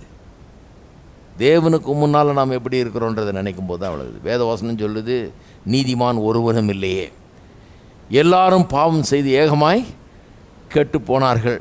அப்படின்னா என்ன அர்த்தம்? கடவுளுடைய பார்வையில் எல்லாம் ஈக்குவல். இவர் 75% கெட்டு போயிட்டார், இவர் 95% கெட்டு போயிட்டார், இவர் 99% கெட்டுருக்கிறாரு. இவர் வந்து ரொம்ப பெஸ்ட்டுங்க, அவர் 90% நல்லா இருக்கார், 10% தான் கெட்டு போனார். அதெல்லாம் நம்ம கணக்கு. கர்த்தர் அங்கேருந்து பார்க்கும்போது வேறு மாதிரி தெரியுது. பாருங்கள், எல்ஐசி பில்டிங் மேலேருந்து கீழே பாருங்கள். கீழே பார்த்தீங்கன்னா யார் ஹைட்டு, யார் உயரம், யார் நெட்டை, யார் குட்டைன்னு தெரியாது. யார் தடி, யார் ஒல்லின்னு மேலேருந்து பார்த்தா தெரியாது. இங்கேருந்து பார்க்கும்போது தான் தெரியுது என்ன சைஸு, பெருசா சிறுசா, நெட்டையா குட்டையா, எல்லா வித்தியாசமும் தெரியுது. பாருங்கள், இந்த லெவலில் பார்க்கும்போது எல்லா வித்தியாசமும் தெரியுது. நெட்டையா குட்டையா, கருப்பா சிவப்பா, ஒல்லியா தடியா, எல்லா வித்தியாசமும் அப்பட்டமாக தெரியுது இங்கேருந்து பார்க்கும்போது. பார்த்துருக்கீங்களா? மேலே போய் நின்று பாருங்கள், கீழே ஒரு 20 மாடி பில்டிங்கில் போய் நின்று இப்படி கீழே பாருங்கள், எல்லாம் லெவலாக இருக்கும். எல்லாம் ஒரே ஹைட்டில் இருக்கிற மாதிரி இருக்கும். எல்லாம் ஒரு ஜாதி மாதிரி இருக்கும். எல்லாம் ஒரே இனம் அப்படியே இருக்கும். பார்த்தா அதே மாதிரி தெரியும், எல்லாம் வித்தியாசமே தெரியாது. அப்போ கர்த்தர் அங்கேருந்து பார்க்குறார், அதை நினைவு வச்சுங்க. கர்த்தர் இப்படி பார்க்குறதில்ல, அவர் அங்கேருந்து பார்க்குறாரு. அங்கேருந்து பார்க்கும்போது எல்லாம் சமமாக தான் தெரியுது. அதனால் அவர் சொல்கிறாரு, எல்லாரும் பாவம் செய்து ஏகமாய் கெட்டு போனார்கள், எல்லாரும் பாவிகள்ன்றாரு. அவருக்கு முன்னால் கொஞ்சம் பாவி, பெரிய பாவி, சின்ன பாவி, மோசமான பாவி, கொடூரமான பாவி, நல்ல பாவி, கெட்ட பாவி, பரவாயில்லாத மாதிரி பாவி, அப்படிலாம் கிடையாது. அவருடைய பார்வையில் எல்லாமே பாவம் செய்து ஏகமாய் கெட்டு போனார்ன்றது. அப்போ தேவனுடைய பிரசன்னத்துக்கு முன்னால் நம்ம வந்து தேவனுடைய பார்வையில் எப்படி இருக்கிறோம்ங்கிறத புரிந்து கொண்டால்தான் நாம் எப்படிப்பட்டவர்கள் என்பதை நாம் புரிந்து கொள்ள வேணும். பழைய ஏற்பாட்டு காலத்தில் நியாயப்பிரமாணம் வந்து அதுக்காகவே கொடுக்கப்பட்டது. பாருங்கள், எதுக்காக கொடுக்கப்பட்டது? தேவனுடைய பார்வையில் நாம் எப்படி இருக்கிறோம்னு நம்ம காண்பித்து உணர்த்துவதற்காகவே கொடுக்கப்பட்டது பழைய ஏற்பாட்டில் நியாயப்பிரமாணம். இதை நிறைய பேர் புரிஞ்சுக்கிறதுல பாருங்கள். பரிசேயர்கள்லாம் இங்கே தான் பெரிய மிஸ்டேக் பண்ணிட்டாங்க. அவங்க என்ன நினச்சிட்டாங்க, நியாயப்பிரமாணம் நமக்கு எதுக்கு கொடுக்கப்பட்டிருக்கிறது, நாமெல்லாம் அதன்படி செய்து அதன்படி நம்ம வாழ்ந்து அதை வெற்றி அடைந்து காண்பிக்க வேணும், கடவுளுக்கு இதை செஞ்சு காமிக்கிறோம், செஞ்சு காமிட்டா நம்ம நீதிமான்னு சொல்லுவார் கர்த்தர் அப்படின்னு அவங்க நினச்சிட்டு இருந்தாங்க. தப்பு. யாருமே செய்ய முடியாது என்பது தான் உண்மை. செய்ய முடியாத ஒன்று தான் கர்த்தர் கொடுத்தார், வேணும்னு அப்படி கொடுத்தாரு. எல்லாரும் ஃபெயில் ஆகிற மாதிரி, எல்லாரும் செய்ய முடியாமல் தோற்கிற மாதிரி, எல்லாரும் செய்ய முடியாமல் தவிக்கிற மாதிரி ஒரு பிரமாணத்தை தான் கர்த்தர் கொடுத்துருக்கிறார். ஒரு மனுஷன் கூட இந்த பிரமாணத்தின்படி வாழ முடியாது, அதை முற்றிலும் பூர்ணமாக நிறைவேற்ற முடியாது. 10 நிறைவேற்ற முடியாது, ஏதோ ஒரு சிலதை நிறைவேற்றலாம். நம்ம ஊரில் 35 மார்க் வாங்கினா பாஸு, கர்த்தருடைய பார்வையில் 100 மார்க் வாங்கினா தான் பாஸு. ஒன்றிலே தவறினாலும் எல்லாற்றிலும் தவறினவர்களாக ஆகிறோம் என்று யாக்கோபு 2:10 யாக்கோபு சொல்கிறார். நியாய பிரமாணத்தின்படி வாழ விரும்பினால் 10லையும் கரெக்டாக பாஸ் ஆகணும், 10 பிரமாணத்தையும் கரெக்டாக கை கொள்ளணும். 10 பிரமாணத்தையும் கரெக்டாக கை கொள்வது கஷ்டம். ஒன்றில் தவறுனா எல்லாத்தையும் தவறு, ஒரு சப்ஜெக்டில் ஃபெயில்னால் எல்லாம் திருப்பி எழுதி ஆகணும், அவ்வளோதான், ஃபெயிலு தான். பழைய எஸ்எல்சி மாதிரி. அது நிறைய பேர் இந்த காலத்து பசங்களுக்கு விளங்காது. நாங்கள்லாம் அதன் வழியாக வந்தவங்க, அதனால தெரியும். என்ன எங்கூட சேர்ந்தவங்கலாம் சிலர்லாம் இன்னும் எழுதி பாஸ் பண்ணாமல் அப்படியே விட்டுட்டாங்க. ஏன்னா ஒன்றில் ஃபெயில்னால் எல்லாத்துலேயும் ஃபெயிலு, திரும்ப எல்லாத்தையும் எழுதி ஆகணும், வேறு வழி கிடையாது. இப்போ ஒன்றா எழுதியே பாஸ் பண்ணிடலாம். இறக்கத்தின் காலத்தில் இருக்கிறோம். இப்போது நாங்கள் நியாயப்பிரமாணத்தின் காலத்திலேருந்து வந்திருக்கிறோம். அப்போ அப்படி பிரமாணத்தை செட் பண்ணியிருந்தார் கர்த்தர். ஒன்றில் ஃபெயில்னால் எல்லாத்துலேயும் ஃபெயிலுங்கிற மாதிரி செட் பண்ணியிருந்தார் பாருங்கள். ஏன்னா வேணும்னு செட் பண்ணியிருக்காரு. ஏன்னா இவருடைய இது என்னென்னா, நாங்கள் பெரிய யோகியர்கள், நாங்கள் எவ்வளோ பெரிய யோகியர்கள், நாங்கள் எவ்வளோ பெரிய நல்லவர்கள், கூட ஆண்டவரே வெறும் 10 தானா, நான் நினச்சேன் 100ஆவது கொடுப்பீர்னு, வெறும் 10 தான் கொடுத்துருக்கு, நாங்கள் செஞ்சு முடிச்சிருவோமாக்கோம் அப்படின்னா கர்த்தர் சொல்கிறார் செய் அப்படின்றாரு. செஞ்சு காமிப்பாங்க, செய்தால் பிழைப்பாய் அப்படின்றார். ஏன் பிழைக்க மாட்டான் அவன்? செஞ்சு பார்த்தா தான் அவனுக்கு தெரியும், அப்போ தான் பிழைக்க மாட்டான்னு தெரியும். அதுக்காக சொல்கிறார் செய்தால் நீ பிழைப்பாயின்றார். ஏன் கொடுக்குறாரு? செஞ்சு பார்த்து செய்ய முடியலையேன்ற ஒரு தவிப்பு இவனுக்குள்ளே உண்டாகணும். தன்னை இவன் பார்க்க வேணும், தான் யார் என்பதை பார்க்கணும், தன்னுடைய குறையை பார்க்கணும், தன்னுடைய பாவத்தை பார்க்கணும், தன்னுடைய இயலாமையை பார்க்கணும், தன்னுடைய நிலைமையை பார்க்கணும், பாவம் தனக்கு என்ன பண்ணியிருக்குதுன்றதை பார்க்கணும். பார்த்து அதை உணர்வதற்காக தான் நியாயப்பிரமாணத்தை கொடுத்தார். இந்த 10 கற்பனைகள் எதுக்கு கொடுக்கப்பட்டிருக்கிறது? மனுஷனில் இருக்கிற அந்த பாவ குணத்தை, சுவாபத்தை, அவனுடைய இயலாமையை, நன்மை செய்ய அவன் நினைச்சாலும் செய்கிறது அவனுக்கு கஷ்டம் அப்படிங்கிறத அவனுக்கு காண்பிக்கிறதுக்காக, பாவத்தை ஜெயித்து அவன் வாழ முடியாது என்பதை காண்பிக்கிறதுக்காக கொடுக்கப்பட்டது தான் நியாயப்பிரமாணம். இது எத்தனை தடவை சொன்னாலும் அது நல்லது. நியாயப்பிரமாணம் அதுதான் நோக்கம். அவன் பாவின்றதை உணர்த்துறதுக்காக தான் கொடுக்கப்பட்டது. இவனை நீதிமான் ஆக்குகிறதுக்காக இல்லை, இவனை ரட்சிக்கிறதுக்காக கொடுக்கப்படவே இல்லை. இவனை நியாயப்பிரமாணம் ரட்சிக்க முடியுமானா கொஞ்சம் பேர் ரட்சிக்கப்பட்டிருப்பாங்களே, இயேசு வரவே வேண்டியதில்லை. கொஞ்சம் பேர் ரட்சிக்கப்படுறாங்கன்னா அப்போ எல்லாருமே ரட்சிக்கப்படலாம் நியாயப்பிரமாணத்தை கொண்டு, 10 கற்பனை கொண்டு. அப்போ இயேசு வர வேண்டியதில்லை, ஒரு ரட்சகர் தேவையில்லை. நியாயப்பிரமாணத்துக்கு முன்னால் மனுஷன் வந்து நிற்கும்போது அவன் யார் என்பதை அவனுக்கு அது காட்டுகிறது. நியாயப்பிரமாணத்துக்கு முன்னால் வந்து நிற்கும்போது இந்த விதத்தில் தான் நியாயப்பிரமாணம் வந்து ஒரு உபாத்தியாக இருந்தது. நியாயப்பிரமாண காலத்தில் மக்கள் அதற்கு கீழே வாழ்ந்தாங்க இல்லையா, அது ஒரு உபாத்தியை போல் இருந்தது என்று வேதவசனம் சொல்கிறது. பாருங்கள், கலாத்தியருக்கு திருப்புவோம் 3ஆம் அதிகாரம் 24வது வசனம். இவ்விதமாக நியாயப்பிரமாணத்தை பற்றி பேசிட்டு வர்றார் பாருங்க. இவ்விதமாக நாம் விசுவாசத்தினாலே நீதிமான்களாக்கப்படுவதற்கு நியாயப்பிரமாணம் நம்மை கிறிஸ்துவனிடத்தில் வழி நடத்துகிற உபாத்தியாய் இருந்தது. எப்படி சொல்லியிருக்கு பாருங்க, நாம் விசுவாசத்தினால் நீதிமான்களாக்கப்படுவதற்கு, அதாவது பிறகு இயேசு கிறிஸ்து வந்த பிறகு, சிலுவையில் மரித்து அவர் உயிரோடு எழுந்த பிறகு அவரை விசுவாசித்து அதன் மூலமாக நீதிமானாக்கப்படுவதற்காக விசுவாசம் வந்து நம்மளை அதாவது நீதிமானாக்கப்படுவதற்காக நியாயப்பிரமாணம் வந்து நம்மை ஆயத்தப்படுத்தி கொண்டிருந்ததாம். அப்போ ரட்சிப்பு வந்து நியாயப்பிரமாணத்தின் மூலமாக இல்லை, அதை செய்கிறதன் மூலமாக கிடையாது, விசுவாசத்தின் மூலமாக தான் நாம் நீதிமானாக்கப்பட முடியும். இயேசு வந்த பிறகு அவர் சிலுவையில் மரித்து அவர் உயிரோடு எழுத எல்லாம் பண்ணி முடித்த பிறகு தான் நாம் விசுவாசித்து நீதிமானாக்கப்பட முடியும். அது வரைக்கும்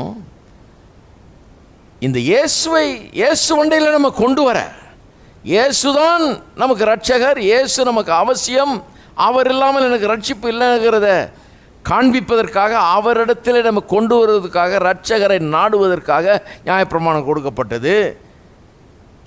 விசுவாசத்தினால் நீதிமானாக்கப்படுவதற்கு நியாயப்பிரமாணம் நம்மை கிறிஸ்துவனிடத்தில் வழி நடத்துகிற உபாத்தியாய் இருந்தது. நியாயப்பிரமாணம் நம்ம நீதிமானாக்குவதற்கு இல்லை, கிறிஸ்துவனில் நடத்துவதற்கு. நியாயப்பிரமாணம் நம்ம கிறிஸ்துவனில் கொண்டு வந்து விடுது, கிறிஸ்து நம்மை நீதிமானாக்குகிறார். அவர் பேரில் இருக்க விசுவாசத்தினால் நாம் நீதிமானாகிறோம். நியாயப்பிரமாணம் நம்ம நீதிமானாக்குகிறது கிடையாது. அப்போ நியாயப்பிரமாணத்தை எப்படி பார்க்குறோன்றது முக்கியம். பாருங்கள், நிறைய பேரை தப்பாக பார்க்குறாங்க. இந்த 10 கற்பனைப்படி நான் செஞ்சிட்டா நான் நீதிமான். செய்ய முடியாது. அப்போ செய்ய முடியாதுன்னா அப்புறம் செய்ய முடியாத ஒன்று எதுக்கு கொடுத்தாரு? அதுதான் எங்கள் பாயிண்ட்டு. செய்ய முடியாத ஒன்றை கொடுத்தாதான் ஐயோ நான் பாவி என்கிற ஒரு உணர்வு நமக்குள்ளே உண்டாகும். ஏன் அந்த உணர்வு முக்கியம்? அந்த உணர்வு உண்டானாதான் எனக்கு ஒரு ரட்சகர் அவசியமாயிற்றே என்கிற ஒரு அவசியத்தையும் நாம் உணர்வோம். நான் பாவிங்கிற உணர்வு எனக்கு உண்டானாதான் ரட்சகர்னு ஒருத்தர் எனக்கு அவசியம்ங்கிற ஒரு உணர்வும் எனக்குள்ள உண்டாகும். நேராக ரட்சகரை கொண்டு வந்தால் அர்த்தம் இல்லாமல் இருக்கும். எதுக்கு இவருன்னு கேட்பீங்க.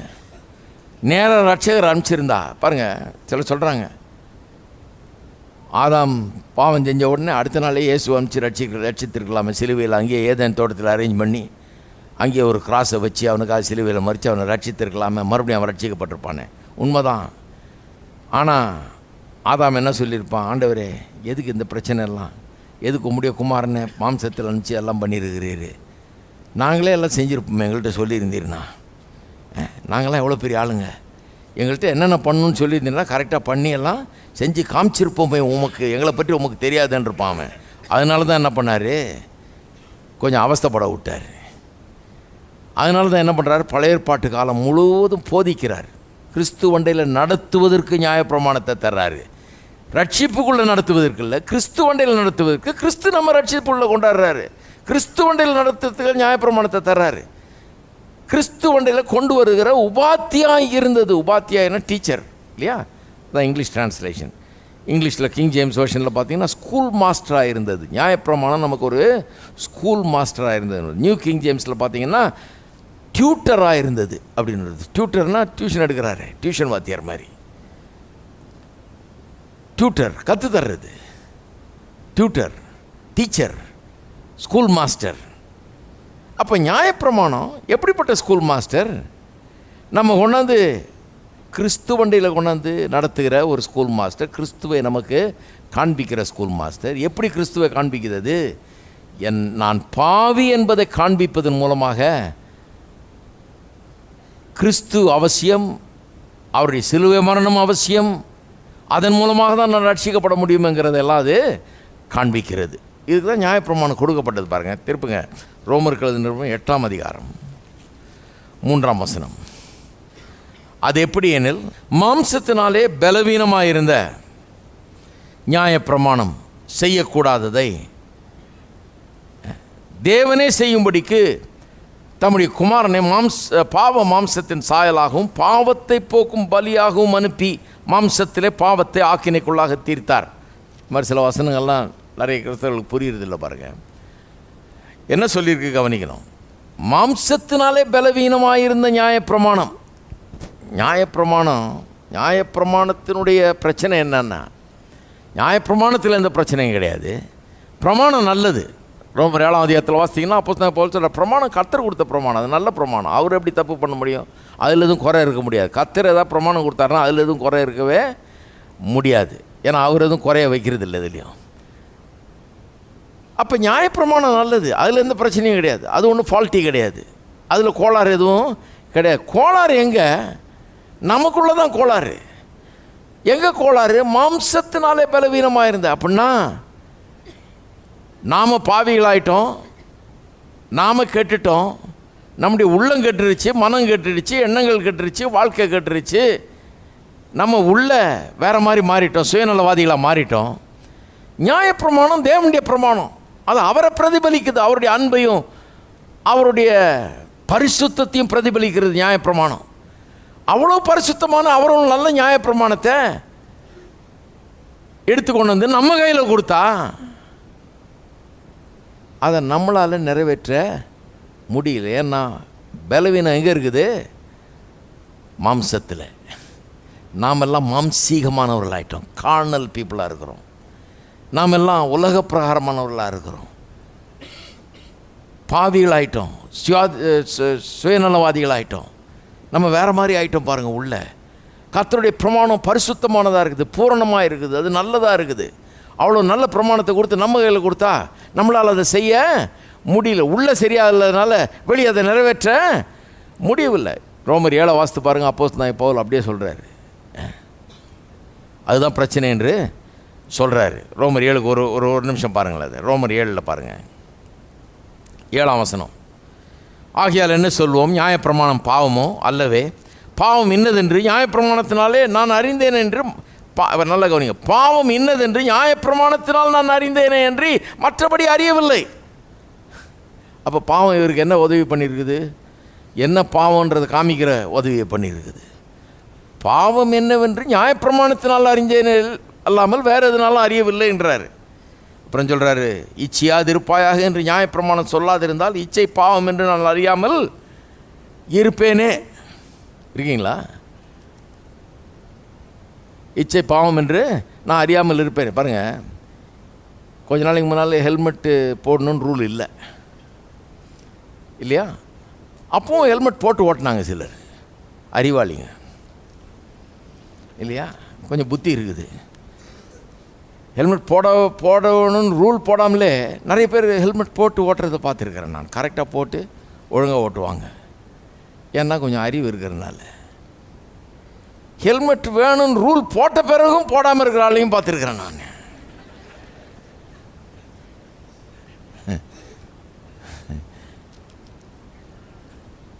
ஏன்னா ஒரு அலட்சியம், என்னத்தை பெரிய ஹெல்மெட்டை மாட்டி என்ன பெரிய ஒன்றாயிடாது அப்படிங்கிற ஒரு இது.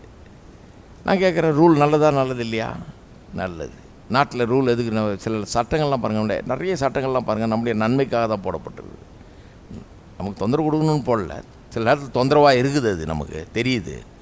ஆனால் நமக்கு தொந்தரவு கொடுக்கணுன்றது நோக்கம் அல்ல, நமக்கு செலவு வைக்கணுன்றது நோக்கம் அல்ல, நமக்கு நல்லது செய்யணுன்ற நோக்கம் தான். நம்ம உயிரை காப்பாற்றணும், சாலை விபத்துகளில் ஆளுகளை காப்பாற்றணுங்கிறதுக்காகவே கொடுக்குறாங்க அதை, இல்லையா?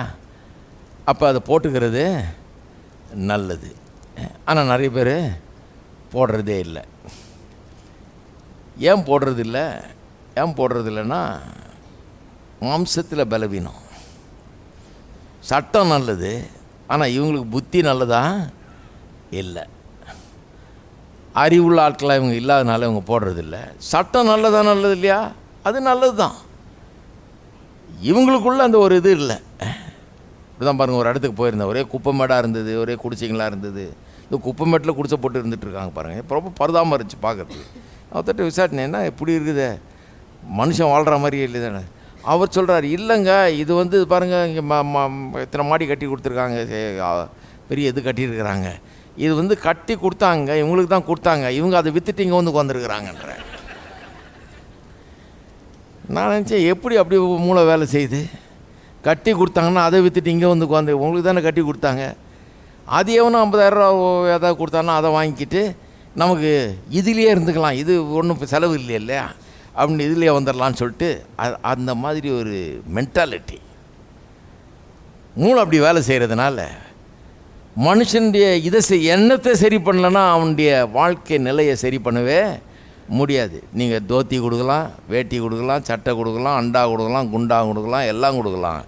எல்லாம் கொடுத்தா எல்லாத்தையும் கொண்டு போய் நீங்கள் 1000 ரூபா அண்டாவை கொடுத்தா அவன் 100 ரூபாய்க்கு விற்றுட்டு வந்து உட்காந்துருப்பான். ஏன்னா அந்த அண்டாவுடைய அருமையும் தெரியாது, குண்டாவுடைய அருமையும் தெரியாது. ஏதோ கிடைச்ச வரைக்கும் லாபம்னு அண்டா இல்லாமல் வாழ்ந்துக்கலாம், குண்டாவும் இல்லாமல் வாழ்ந்துக்கலாம் அப்படிங்கிற ஒரு எண்ணம் மனசில் வந்துருச்சு, அது பதிஞ்சிருச்சு. இதெல்லாம் நமக்கு என்னத்துக்கு தேவை அப்படிங்கிற மாதிரி நினைக்கிறான். அதனால் அப்படி தான் இருப்பான். ஆளை உள்ளத்தில் மாற்றிடுங்க. நீங்கள் அண்டாவும் கொடுக்க வேண்டியதில்லை, குண்டாவும் கொடுக்கல, வேட்டியும் கொடுக்க வேண்டியது, தோத்தியும் கொடுக்க, எதுவும் கொடுக்க வேண்டியதில்லை, சட்டையும் கொடுக்க வேண்டியதில்லை, புடவையும் கொடுக்க வேண்டியதில்லை, ஒன்றும் கொடுக்க வேண்டியதில்லை. உள்ள எண்ணம் மாறிடுச்சுன்னா ஆள் அதிலேருந்து வெளியே வந்துடும். அதுக்கு போகவே மாட்டான். திரும்ப நீங்கள் என்ன பண்ணாலும் போகிறதுக்கு சான்ஸே கிடையாது. நிறைய அங்கேருந்து வந்தவங்க இருக்கிறாங்க, போனதே கிடையாது. வந்ததுக்காக கர்த்தருக்கு ஸ்தோத்திரம். இனிமேல் இதை விட இன்னும் மேலே போயிட்டு இருக்கணுமே வழியா அதுக்கு போகவே கூடாதுன்ற ஒரு தீர்மானம், உள்ள ஒரு மாற்றம் ஏற்படணும். பாருங்க, நியாயப்பிரமாணத்தில் என்ன பிரச்சனைன்னா உள்ள மாற்றம் இல்லை, வெளியே பிரமாணம் ஜோராக கொடுக்கப்பட்டிருக்கிறது.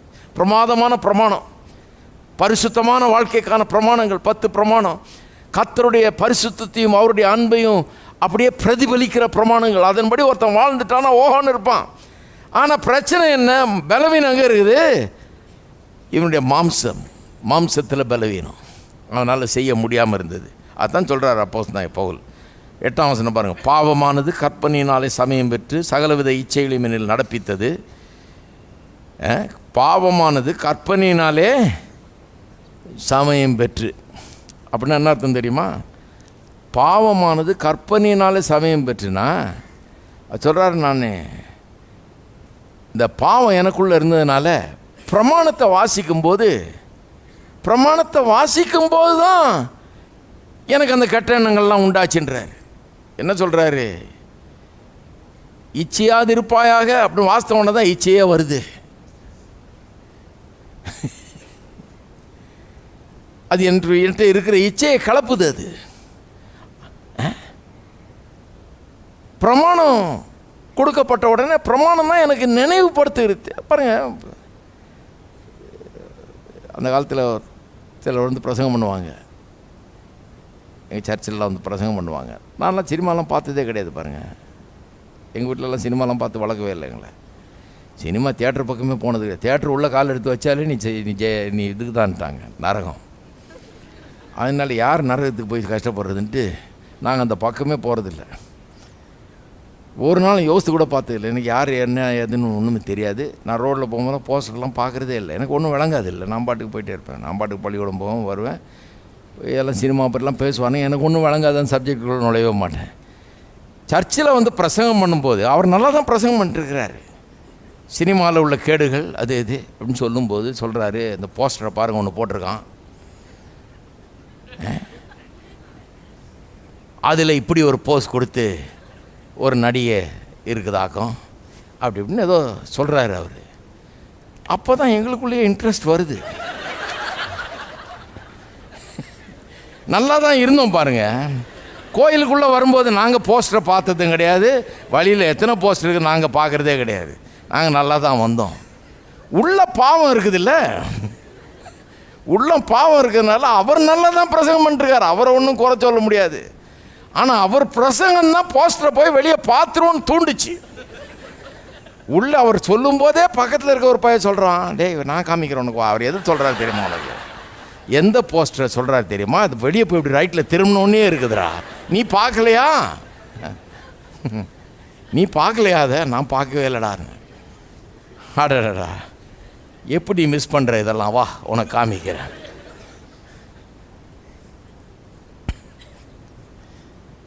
இப்படி போஸ்டரை பார்க்க ஆரம்பித்து அப்புறம் உள்ளே போய் பார்க்க ஆரம்பிச்சிருது. இந்த மாதிரி தான் ஆரம்பிக்கிறது. அப்போ பிரமாணம் கெட்டதா? பிரமாணம் நல்லது, ஆளு கெட்டவன்.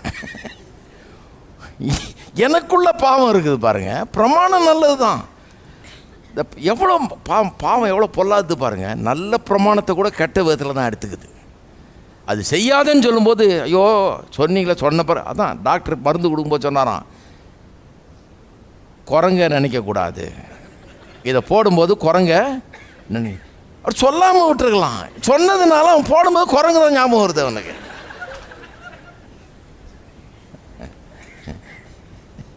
அந்த மாதிரி கதை இது. அப்போ பிரமாணம் அந்த விதத்தில் தான் கொடுக்கப்பட்டதான் பாருங்க. எது கொடுக்கப்பட்டது? சொன்னாதான் உள்ள இருக்கிற பாவத்தை வெளியே கொண்டு வந்து அதை மேக்னிஃபை பண்ணி அதை பின் பாயிண்ட் பண்ணி அதை சுட்டி காட்டி காண்பிக்க முடியும் அவனுக்கு. இல்லைன்னா உள்ள இருக்கிற பாவம் இவனுக்கே வழங்கலையே. இவனை பாவின்னு சொன்னா, நான் எவ்வளோ பெரிய யோகியன் உனக்கு தெரியாதா? எவ்வளோ நல்ல குடும்பத்திலேருந்து வந்திருக்கிறேன், நாங்கள் இத்தனை தலைமுறை கிறிஸ்தவனாக்கும், நான் இப்படி ஆக்கும் அப்படி ஆக்கணுவான். அதனால தான் என்ன பண்ணுற, பிரமாணத்தை கொண்டாந்து முன்னால் வைக்கிறாரு. இதை பார் அப்படிங்கிறாரு, இதை சொல்லுன்றாரு, இதை அவனுக்கு போதிக்க சொல்கிறாரு. ஏன்னா அதை போதிக்கும் போது அவன் சொல்லும் போது தான் உள்ள இருக்கிற பாவமே வெளியே வர ஆரம்பிக்குது, அது உருவெடுக்குது, அதை அவன் பார்க்க முடியுது, அதை பின் பாயிண்ட் பண்ண முடியுது, அதை மேக்னிஃபை பண்ணி அதை பெருசாக்கி ப்ளோ அப் பண்ணி அதை காட்டுது. இருக்கீங்களா? தான் பாவத்தின் அந்த பிரமாணத்தினுடைய பர்பஸே தான். உங்களை பாவம் செய்ய வைக்க வேணுன்றது பர்பஸ் கிடையாது. நல்லா தப்பாக நினச்சக்கூடாது. உங்களை பாவத்தை செய்ய வைக்கணுன்றது பர்பஸ் கிடையாது. நிறைய பேர் என்னங்க அப்படி சொல்கிறீங்க, கிடையாது. பாவத்தை செய்கிறதெல்லாம் கில்லேடிங்களாக இருக்கிறாங்களே எல்லாரும். அதுக்கு ஒன்றும் பிரமாணம் ஒன்றும் தேவையில்லை. இது ஒன்றும் சொல்லி அவங்க ஒன்றும் செய்ய போகிறதில்ல. இது சொல்கிறதுனால அது எவ்வளோ மோசமான பாவங்கிறது இன்னும் அதிகமாக வெளியாகுது. பாவத்தை இன்னும் பின் பாயிண்ட் பண்ண முடியுது, அதை இன்னும் வெளிக்கொண்டு வர முடியுது, அதை அவனை பார்க்க செய்ய முடிகிறது. சொல்கிறார் பாருங்க 9ஆம் வசனம், முன்னே நியாயப்பிரமாணம் இல்லாதவனாக இருந்தபோது நான் ஜீவன் உள்ளவனாக இருந்தேன். கற்பனை வந்தபோது பாவம் உயிர் கொண்டது, நான் மரித்தவனானேன். இதெல்லாம் சில நேரத்தில் கிறிஸ்தவர்கள் விளங்கிக்கிறது இல்லை. இது என்ன சொல்ல வருதுன்னு. என்ன தெரியுமா சொல்ல வர்றாரு? முன்னே நியாயப்பிரமாணம் இல்லாதவனாக இருந்தப்ப, நியாயப்பிரமாணம் இல்லாத இருந்தப்ப, நான் நியாயப்பிரமாணத்தை அறியாதவனாக இருந்தப்ப, இதெல்லாம் கவனிக்காமல் இருந்தப்ப நான் ஜீவன் உள்ளவனாக இருந்தேன். ஜீவன் உள்ளவனாக இருந்தேன்னா நான் ஓகே அப்படிங்கிற எண்ணம் எனக்குள்ளே இருந்தது. நான் ஒன்றும் தப்பு பண்ணலையே அப்படிங்கிற எண்ணம். நான் ஜீவன் உள்ளவனாக இருந்தேன்னு நினச்சிக்கிட்டு இருக்கிறேன் நான் அப்படிங்கிறாரு. கற்பனை வந்தபோது, அதாவது பிரமாணங்களை நான் புரிந்து கொண்டு இதில் கவனம் செலுத்த ஆரம்பித்த போது பாவம் உயிர் கொண்டது, நான் மரித்தவனானேன். செத்துட்டாரா? அவர் கிடையாது. பாவம் உயிர் கொண்டதுன்னா எனக்குள்ள பாவம், எனக்குள்ளே இருக்கிற பாவம் எனக்கு விளங்கிச்சு. நான் அதை காண ஆரம்பித்தேன். நான் செத்தவன் என்பதை உணர ஆரம்பித்து விட்டேன். நான் மரித்தவன் ஆனேன்னா எந்த அர்த்தத்தில் சொல்கிறாரு? நான் ஒரு பாவத்தில் செத்து இருக்கிறவன், பாவத்தில் செத்து கிடக்கிறேன். நான் பாவத்தில் கிடக்கிற ஒருவன் என்பது எனக்கு அப்போ தான் விளங்க ஆரம்பிச்சது. எப்போ? பிரமாணம் வந்தபோது. பிரமாணம் வர்றதுக்கு முன்னால் நான் ஓகேன்னு நினச்சிட்டு இருந்தேன். பிரமாணம் வந்த பிறகு தான் எனக்கு தெரியுது நான் பாவத்தில் செத்து கிடக்கிறேன். அதெல்லாம் எதுக்கு சொல்கிறேன்னா, நியாயப்பிரமாணம் எதுக்கு கொடுக்கப்பட்டதுன்னு. மறுபடியும் 8ஆம் அதிகாரத்துக்கு போங்க, பக்கத்திலே தானே இருக்குது, 8:3. அதனால தான் சொல்கிறார், மாம்சத்திலே பலவீனமாக இருந்த நியாயப்பிரமாணம் செய்யக்கூடாததை. அப்படின்னா என்ன அர்த்தம்? நியாயப்பிரமாணம் நம்ம ரட்சிக்க முடியல, ஏன்னா ரட்சிக்கும்படியாக கொடுக்கப்படலை. அது ஏன்னா நம்ம மாம்சத்தில் பலவீனம். இங்கே சரி பண்ணாமல் அங்கே ஒன்றும் சரி பண்ண முடியாது. எத்தனை மாடி கட்டி கொடுத்தாலும், ஃப்ளாட்டாக கட்டி கொடுத்தா உடனே நம்ம திரும்ப எங்கே வருவோம்? குப்பை மாட்டுக்கு தான் வந்தாகும். ஏன்னா உள்ள மென்டாலிட்டி அப்படி இருக்குது. அவர் சொல்கிறாரு, நியாயப்பிரமாணம் மாம்சத்தில் பலவீனமாக இருந்த நியாயப்பிரமாணம் செய்யக்கூடாததை, அதாவது மாம்சத்து நிமித்தம் பலவீனமாக இருந்த நியாயப்பிரமாணம் செய்யக்கூடாததை யார் செஞ்சதான்? தேவனே செய்யும்படிக்கு. இதுதான் ரட்சிப்பு. நல்லா கவனிங்க. 10 கற்பனை நியாயப்பிரமாணம் அற்புதமானது, தேவன் கொடுத்த கட்டளைகள். ஆனால் அது நம்மளை ரட்சிக்க முடியல. ஏன்னா நமக்குள்ள கோளாறு இருந்தது. நம்ம பாவிங்கிறத மட்டும்தான் அது வெளிப்படுத்துச்சு. பாவத்தை வெளிச்சம் போட்டு காட்டினது, பாவத்தை ப்ளோ பண்ணி காமிச்சது, பெருசாக்கி காமிச்சது. பாவத்தை, நமக்குள்ளே இருக்க பாவத்தை நம்ம கண்டு உணரும்படியாக செஞ்சது, அவ்வளோதான். ஆனால் நம்ம ரட்சிக்கல. அது உணரும்படி செய்து நமக்கு ஒரு ரட்சகர் தேவை என்கிறத நமக்கு உணர்த்துச்சு. அதனால தான் பாருங்கள், பழைய ஏற்பாட்டில் நியாயப்பிரமாணம்னு ஒன்று கொடுத்தாரு. வெறும் நியாயப்பிரமாணத்தோடு நிறுத்தலையே. பழைய ஏற்பாட்டில் நியாயப்பிரமாணம் 10 கற்பனை இருந்தது, பக்கத்துலேயே என்னத்தை கொடுத்தாரு? பலிகள்னு ஒன்று கொடுத்தாரு. எதுக்கு? நியாயப்பிரமாணம் வந்து குற்றஞ்சாட்டுது நீ பாவின்னு, பலிகள் வந்து அவனை நீதிமானாக தீர்க்கிறது. பலிகள் என்ன? இயேசு வந்து நமக்காக மரிக்க போகிறார், ரத்தம் சிந்துறாருன்றதை எடுத்து காட்டுது. அதன் மூலமாக தான் உனக்கு ரட்சிப்பு உண்டாகிறது. இப்போ அவர் வர்றதுக்கு முன்னாடியே நீ அப்படி தான் ரட்சிப்புங்கிறது. விசுவாசி அப்பொழுது நீதிமானாக எண்ணப்படுவாய். அதுதான் அதனுடைய அர்த்தம். அப்போ நியாயப்பிரமாணத்துக்கிட்ட வர்றான், நியாயப்பிரமாணம் அவனை குற்றஞ்சாட்டுது, பாவின்னு அறிவிக்குது. பலி இடத்துல வர்றான், பலியை கொண்டு செலுத்துகிறான். அவன் தேவன் முன்பாக நீதிமானாக செல்லுகிறான் வீட்டுக்கு. நீதிமானாக்கப்பட்டவனாக, நீதிமானாக அறிவிக்கப்பட்டவனாக அவன் செல்லுகிறான். இப்படியே போதிச்சுக்கிட்டே வர்றார். பழைய ஏற்பாட்டு காலத்தில் ரட்சிப்பை குறித்து போதிச்சுட்டே வர்றார். இயேசுவின் மூலமாக தான் ரட்சிப்பு அப்படிங்கிறத வந்துட்டு புதிய ஏற்பாட்டு காலத்தில் இங்கே சொல்லியிருக்குது, மாம்சத்தினால் பலவீனமாக இருந்த நியாயப்பிரமாணம் செய்யக்கூடாததை தேவனே செய்யும்படிக்கு என்ன பண்ணாராம்? தம்முடைய குமாரனை பாவ மாம்சத்தின் சாயலாகவும் பாவத்தை போக்கும் பலியாகவும் அனுப்பி மாம்சத்திலே பாவத்தை ஆக்கினைக்குள்ளாக தீர்த்தார். கல்வாரி சிலுவையில் என்ன நடந்ததுன்னு சொல்கிறாரு. அதாவது நியாயப்பிரமாணம் என்னை ரட்சிக்க முடியலையாம், நம்ம ரட்சிக்க முடியல. ஏன்? நம்ம உள்ள கோளாறு இருக்குது. அதனால் எவ்வளோதான் நல்லதாக இருந்தாலும் நியாயப்பிரமாணம், அதை நான் பார்க்கும்போது எனக்குள்ளே இந்த பாவம் தான் வெளிப்பட்டதை ஒழிய நான் ஒன்றும் நல்லவனாக மாறிடல. அதை பார்த்ததுனால நான் பாவி என்கிறத இன்னும் அதிகமாக உணரதான் அது உதவி செஞ்சது. ஆனால் இயேசுவை அனுப்பினதன் மூலமாக, அவரை பாவத்தை போக்கும் பலியாக அனுப்பினதன் மூலமாக மாம்சத்திலே பாவத்தை ஆக்கினைக்குள்ளாக தீர்த்தார். அப்படின்னா என்ன அர்த்தம்? அவரை பாவ மாம்சத்தில் அனுப்பிச்சு பாவத்தை போக்கும் பலியாக அவரை ஏற்படுத்தி, அதன் மூலமாக என்னுடைய உள்ளத்தில் ஒரு பெரிய மாற்றத்தை ஏற்படுத்தி தேவனுடைய பிரமாணங்களை கை கொள்ளக்கூடியவனாக இப்பொழுது என்னை மாற்றியிருக்கிறார். நல்லா கவனிங்க. கை கொள்ளக்கூடியவன்னா, இப்போ நான் உன்னில் அன்பு கூறுவது போல பிறனிலும் அன்பு கூறுவாயாக என்கிறது இந்த பிரமாணங்களின் ஒட்டுமொத்த தொகை தானே. அந்த ஒரு லைனில் தானே 10 கற்பனைன்னு சொல்லியிருக்குது. அப்போ கல்வாரி சிலுவையின் மூலமாக இயேசு எனக்கு செய்தது எனக்கு என்ன ஆயிடுச்சு? இன்றைக்கி என்னை மாற்றி இருக்குது. எந்த விதத்தில் மாற்றி இருக்குது? நியாயப்பிரமாணத்தில் சொல்லியிருக்கிறவர்களை செய்யக்கூடாமல் இருந்தேன், இப்பொழுது செய்யக்கூடியவனாய் மாறி இருக்கிறேன்.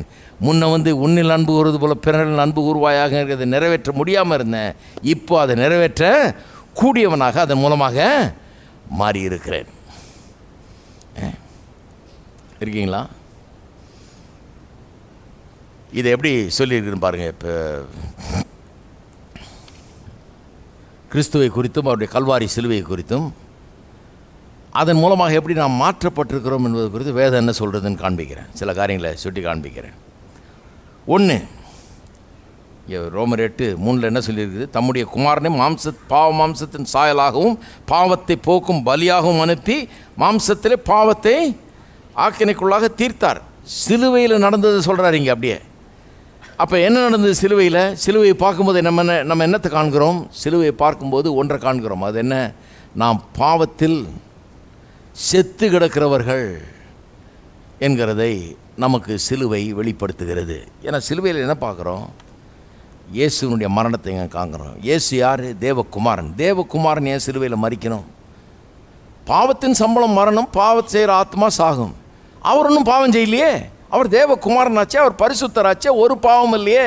பாவம் அறியாத அவர் எப்படி சிலுவையில் செத்தார்? அவர் ஏன் கொல்லப்பட வேண்டும்? அவர் ஏன் அப்படி மரத்திலே தூக்கப்பட்டவன் எவனும் சபிக்கப்பட்டவன் என்று எழுதியிருக்கிறபடி அப்படி சாபமாகி சாக வேணும்? ஏன் அந்த மாதிரி ஒரு சாவு அவருக்கு? நிறைய பேர் கல்வாரி சிலுவையை புரிஞ்சுக்க முடியல. இப்போ பாருங்கள், குட் ஃப்ரைடே வருது, எல்லாம் உட்காந்து அழுதுகிட்டு கஞ்சியும் துவையிலும் சாப்பிட்டுட்டு இருப்பாங்க. ஏசு செத்துட்டார், அவர் கஷ்டப்பட்டாராக்கு, செத்தாராக்கு, அவரோட நானும் கொஞ்சம். இவங்களும் காலையிலேருந்து ஆரம்பிச்சிருவாங்க. இன்னும் கேட்டால் அந்த வாரம் முழுக்க ஆரம்பிச்சிடுவாங்க, இன்னும் கேட்டால் 40 நாள் முழுக்க ஆரம்பிச்சிருவாங்க. அவர் கூடவே சேர்ந்து இவங்க ஒத்தாசையாக பாடுபடுறது. இவங்களும் நான் கறி சாப்பிடல, மீன் சாப்பிடல, எதுவும் சாப்பிடல, அவருடைய துக்கம் அனுசரிக்க போகிறேனாக்கும் அப்படி அனுப்புகிறேன்.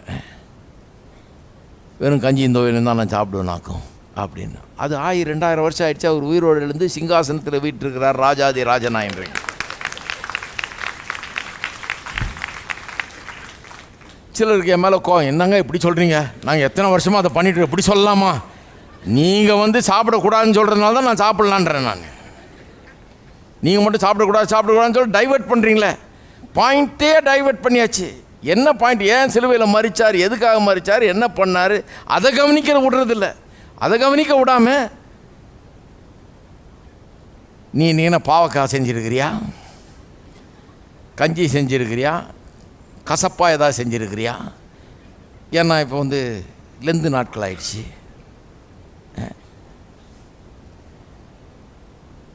எல்லாம் ஒருத்தருக்கு ஒருத்தர் போட்டி எவ்வளோ கசப்பாக செய்ய முடியுமோ அவ்வளோ கசப்பாக செய்கிறது. இதில் பிஸியாக இருக்கிறாங்க. என்ன பாயிண்ட்டு, என்னத்துக்காக மரிச்சார்ன்றதையே கவனிக்கிறதே கிடையாது. அதனால தான் சில இடத்துல நான் ஸ்ட்ராங்காக சொல்ல வேண்டியதாக இருக்குது. அதெல்லாம் விடுங்க, அதெல்லாம் விட்டுட்டு என்ன பாயிண்ட்டுங்கிறத கவனி. எதுக்காக மரித்தார்? அவர் யார்? மரித்தவர் யார்? அவர் தேவகுமாரன். எதுக்காக மரித்தார்? அவருடைய பாவத்துக்காக மரித்தாரா? கிடையாது. பாயிண்ட்டே என்னன்னா, என்னுடைய பாவத்துக்காக, உங்களுடைய பாவத்துக்காக, மனு வர்க்கத்தின் பாவத்தை சுமந்தவராக சிலுவையிலே பாவத்துக்கு பலியானார். அவர் பாவ நிவாரண பலியாக, பாவத்தை போக்கும் பலியாக தேவன் அவரை ஒப்பு கொடுத்தார். அது என்ன காண்பிக்குது?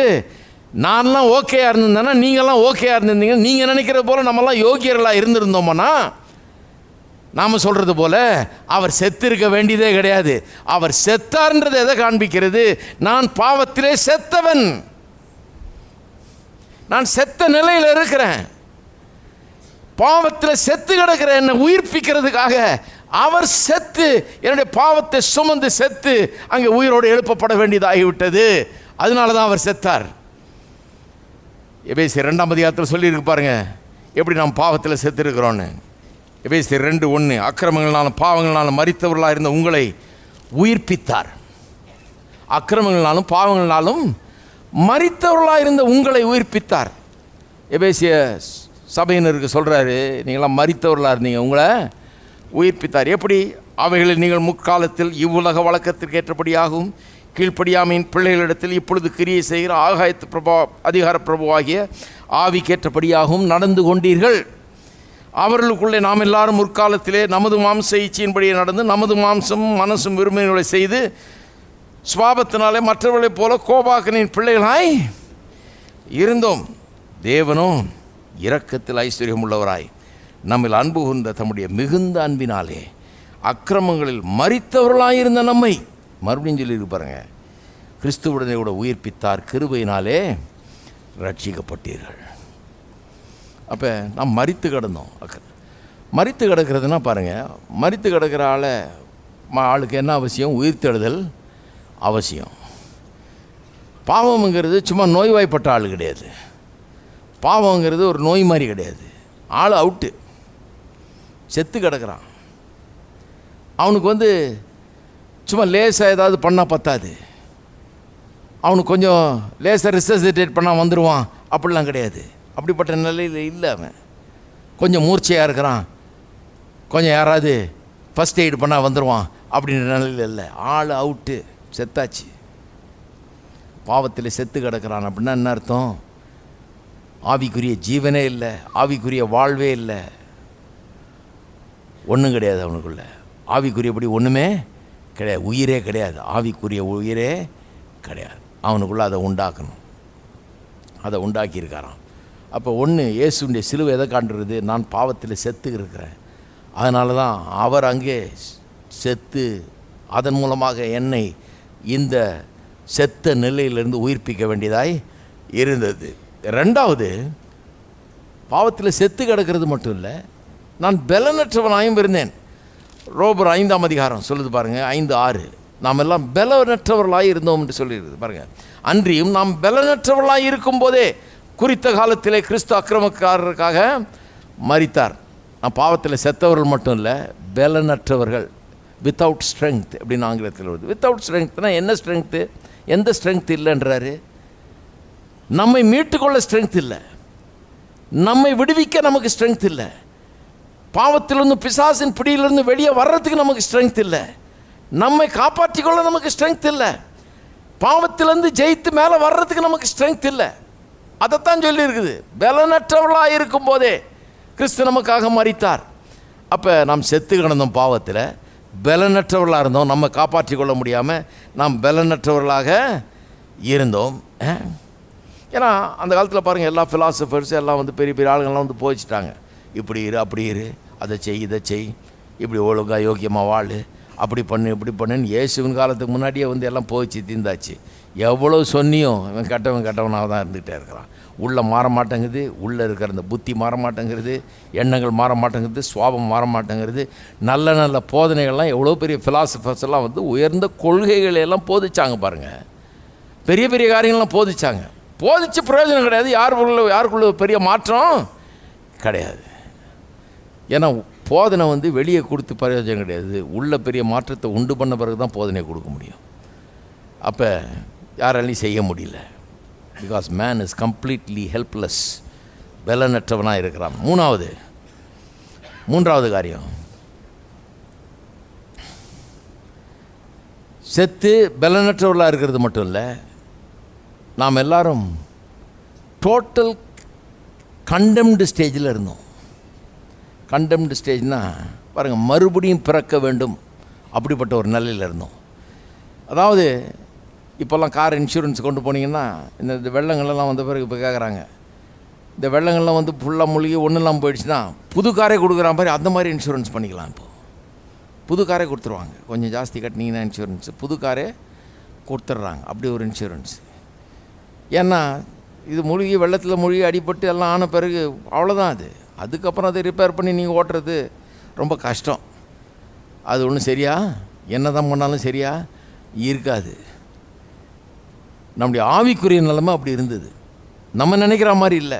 கொஞ்சம் இங்கே தட்டி கிட்டி டிங்கர் வேலை பண்ணி கொஞ்சம் பெயிண்ட் அடித்து போன வந்த சொட்டையெல்லாம் பார்த்து சரி பண்ணால் கொஞ்சம் நல்லா புது கார் மாதிரி பண்ணிடலாம், அப்படி கிடையாது. இது ஒருத்தர் சொல்கிறாரு, ஒன்றும் இல்லைங்க, கொஞ்சம் குடிக்கிறான், கொஞ்சம் சிகரெட் குடிக்கிறான், கொஞ்சம் சில சின்ன 1-2 கெட்ட பழக்கம்லாம் இருக்குது, அதெல்லாம் சரி பண்ணிட்டான் நல்லவனாக இருப்பாங்க, அதெல்லாம் 5 தலைமுறை கிறிஸ்தவன். கொஞ்சம் இந்த 2-3 காரியம் மட்டும் சரி பண்ணிட்டீங்கன்னா, கொஞ்சம் அவனை கொஞ்சம் ஜெபம் பண்ணி நீங்கள் உபவாசம் பண்ணி ஜெபம் பண்ணி அவனை கொஞ்சம் இந்த 2-3 காரியம் சரி பண்ணிட்டீங்கன்னா அவன் நல்லா இருப்பான். நான் சொன்னேன், அப்படிலாம் சரி பண்ண முடியாதுங்க, இது ஒன்றும் டிங்கரிங் கடை இல்லை, பெயிண்டிங் ஷாப் கடை, நாங்கள் அதெல்லாம் பிரசங்கம் பண்ணுறது இல்லை. மறுபடியும் பிறக்க வேண்டும், மறுபடியும் பிறக்க வேணும். பழசை மொத்தமாக ஒழிச்சு கட்டிட்டு கேன்சல் பண்ணி அந்த பழைய மனுஷன் சாக வேணும், அவனை அடக்கம் பண்ணணும், புதுசாக ஒருத்தன் பிறக்க வேண்டும். ஹலோ, நிக்கதேமுங்கிற ஒரு பிரசங்கியாரை பார்த்து சொல்கிறாரு, நீ மறுபடியும் பிறவாவிட்டால் தேவனுடைய ராஜ்யத்தை காண மாட்டாய். நிறைய பேருக்கு இது விளங்குறது இல்லை பாருங்கள். அது என்னங்க ஒரு அம்மா கேட்டு சொல்லியிருக்கேன் நான். ஒரு கல்யாணத்தில் போய் சாப்பிட்டுட்டு இருக்கிற ஒரு அம்மாவுக்கு பக்கத்தில் வந்து கேட்குது, இந்த பாதிரி இந்த பானகைன்றாங்களே என்னன்னு உங்களை கேட்கணுன்னு தான் நினச்சிருந்தேன். என்ன என் பையன் இந்த மாதிரி பானகைன் பொண்ணு கேட்குறான்னா எங்கே போகிறது? ஒரு கிறிஸ்தவ பொண்ணு கேட்டால் கிடைக்கும், எனக்கு நிறைய கிறிஸ்தவ பொண்ணு தெரியும், நாங்கள் 5 தலைமுறை கிறிஸ்தவர்கள். ஆனால் பானகைன்னு பொண்ணு கேட்குறானே, எங்கே போகிறது? அந்த பானகைன்னா என்னன்னு முதல்ல சொல்லுங்கன்னு. நான் பிரியாணி சாப்பிட்றதெல்லாம் நிறுத்திட்டு இந்த அம்மாவுக்கு சொல்லுங்க. என்ன பண்ணுறது? வயசான அம்மா இன்றைக்கோ நாளைக்கு வந்துருக்காங்க, இவங்களுக்கு முதல்ல சொல்லிவிடுவோம், மோட்சமாவது போய் சேரட்டோன்னு. பானகைன்னு நல்லா விலைக்கு சொன்னேன் அந்த அம்மாவுக்கு. நிறைய பேருக்கு விளங்க மாட்டேது. பானகைன்னா என்ன? இது ஒன்றும் ரிப்பேர்லாம் பண்ண முடியாது, கண்டெம்டு ஸ்டேட்டுக்கு வந்துருச்சு. கண்டெம்டு, கானு, ஃபினிஷ்டு. ஆகவே கர்த்தர் என்ன பண்ணணும்? புது சிருஷ்டியாக ஒருத்தனை உண்டாக்க வேண்டும். இது பழசை ரிப்பேர் பண்ணிடலாம் ஒன்றும் ஆக போகிறது கிடையாது. ரட்சிப்புங்கிறது ஏதோ ரிப்பேர் பண்ணி சொட்டை தட்டி பெயிண்ட் அடித்து அது இது பண்ணி கொஞ்சம் பட்டி பூசின்னுவாங்களே, அந்த மாதிரி மேக்கப் பண்ணுறது கிடையாது. ரட்சிப்புங்கிறது மறுபிறப்பு. மறுபடியும் ஒருத்தர் உண்டாக புது சிருஷ்டிப்பு, புதுசாக வருஷம் உண்டாக்கப்படுகிறான் பாருங்கள், அதுதான் மறுபிறப்பு. நிக்கதேமே ஒரு பாஸ்டர் மாதிரி, அவரே மறுபடியும் பிறக்கணும்னா அப்போ எல்லா பாஸ்டரும் மறுபடியும் பிறக்கணும். ஒருத்தர் கேட்குறாருன்னா பாஸ்டர் தான், நீங்கள் கூட தான் மறுபடியும் பிறக்கணும். நான் 5வது தலைமுறை கிறிஸ்தவன், நீங்களும் மறுபடியும் பிறக்கணும். நான் ரொம்ப நல்லவன் யார் நீங்கள் நினைக்கிற மாதிரி, எந்த no smoking, no drinking, no spitting, no chewing, no nothing. அப்போவும் மறுபடியும் பிறந்தான் ஆகணும். வெளியில் சீரட் குடிக்கிறது இல்லை, துப்புறது இல்லை, மெல்றது இல்லை, ஒன்றும் இல்லை. ஆனால் உள்ள அவ்வளோ அழுக்கு சேர்ந்துருக்குது உள்ள. இதை வெளியாவது கொஞ்சம் க்ளீன் பண்ணிடலாம், உள்ளே எப்படி க்ளீன் பண்ணுறது? அதனால தான் மறுபடியும் பிறவாவிட்டால் தேவனுடைய ராஜ்யத்தை காணவே முடியாதுன்ட்டார். 2 கொரிந்தியர் திருப்பங்க ஒரு வாசத்துக்கு காமிச்சிடுறேன், ஏன்னா அது ரொம்ப நல்ல வாசனாங்க. 2 கொரிந்தியர் 5:5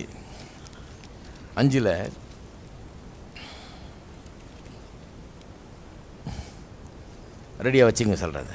ஸோ மறுபடியும் பிறக்கிறது வந்து யோவான் 3:3 வாசிக்கிறோம். நிக்கதேமை பார்த்து இயேசு சொல்கிறார், நீ மறுபடியும் பிறவாவிட்டால் தேவனுடைய ராஜ்யத்தை காண மாட்டேன். 1 யோவான் 5:4 வாசிக்கிறோம். நாம் தேவனால் பிறந்தவர்கள்.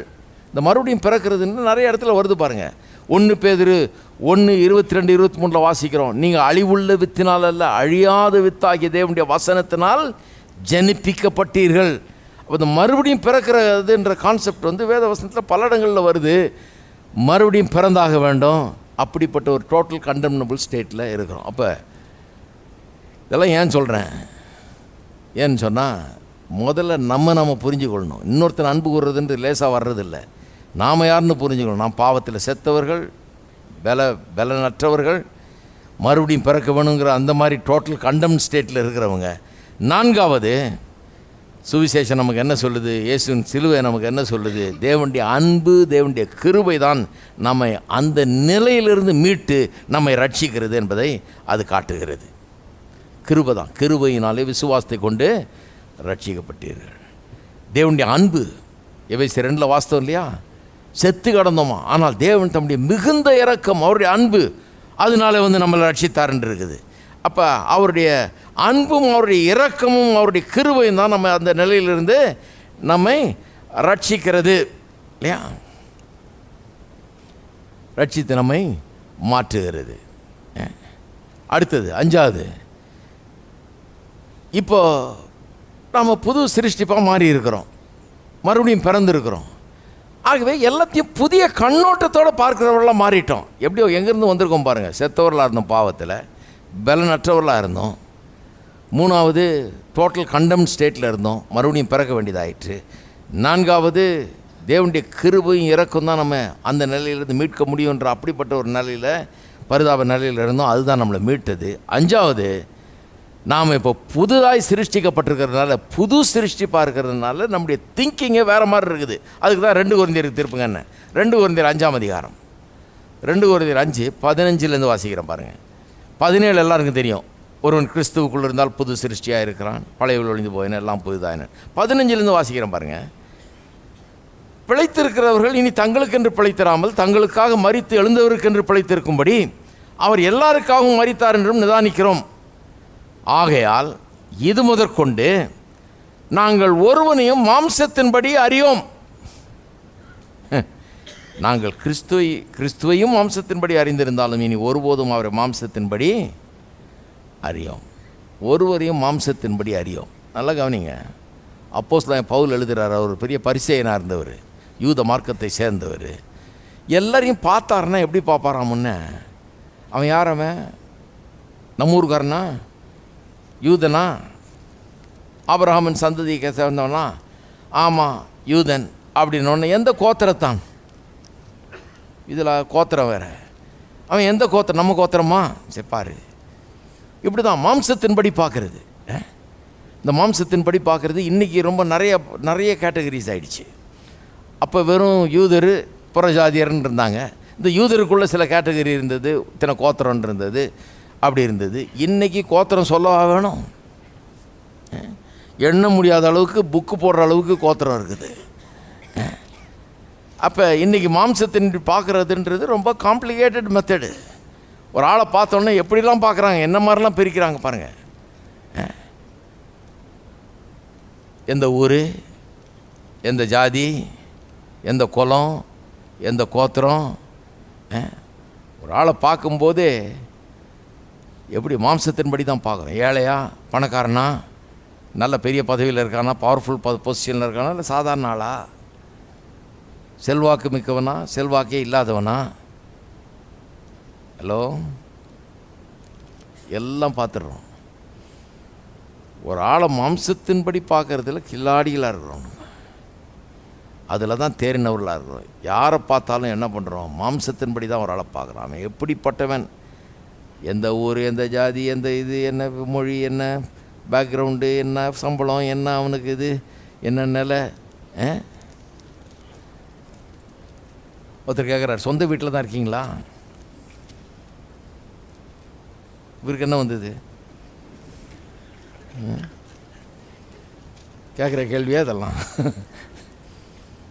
அப்போ ஆளுக்கு ஒன்றும் மதிப்பு கிடையாது. சொந்த வீட்டில் இருந்தால் ஒரு மதிப்பு, சொந்த வீட்டில் இல்லைன்னா மதிப்பே கிடையாது. எனக்கு ஒரு ஞாபகம் இருக்குது, ஆரம்ப காலத்தில் இந்த எலக்ட்ரிக் பில் கட்டுறதுக்கு லைனில் நின்றுருந்தேன். 2 பேர் சண்டை போட்டுக்கிறானுங்க. லைனில் நிற்கிற ஆளுங்க 2 பேர் முட்டிக்கிட்டு சண்டை போட்டுக்கிறாங்க. நீயா நானான்னு. எப்படியோ அவன் ஒருத்தன் சொந்த வீடு வச்சுருக்கான் போல இருக்குது, இன்னொருத்தன் சொந்த வீடு இல்லை போல இருக்குது.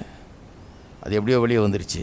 சொல்கிறான், நான் சொந்த வீடு வச்சுருக்கிறவனே நான் இப்படி நிற்கிறேன், நீ சொந்த வீடு இல்லாதவன், நீ எப்படி நிற்ப? அப்போ மனுஷனை எல்லாம் மாம்சத்தின்படி தான் பார்க்குறது, எல்லாம் மாம்சத்தின்படி தான் எடை போடுறது. இருக்கீங்களா? பவுலப்பன் சொல்கிறாரு, நான் மாம்சத்தின்படி யாரையும் காண்கிறதே கிடையாது. அவன் சொந்த வீடு வச்சுருந்தான்னா, வீடு இல்லாதவனாக இருந்தான்னா, வாடகை வீட்டில் இருந்தான்னா, பெரிய வீட்டில் இருந்தான்னா, சின்ன வீட்டில் இருந்தான்னா, ஏழையாக இருந்தான்னா, பணக்காரனாக இருந்தான்னா, இந்த ஜாதியாக இருந்தானா, அந்த ஜாதியாக இருந்தானா, எந்த இதாக இருந்தான்னா நமக்கு என்ன வந்தது? எப்படி பார்க்குறோம் ஒருத்தனை? சொல்கிறாரு, ஒருவன் கிறிஸ்துவுக்குள் இருந்தால் அவன் புது சிருஷ்டியாக இருக்கிறான்.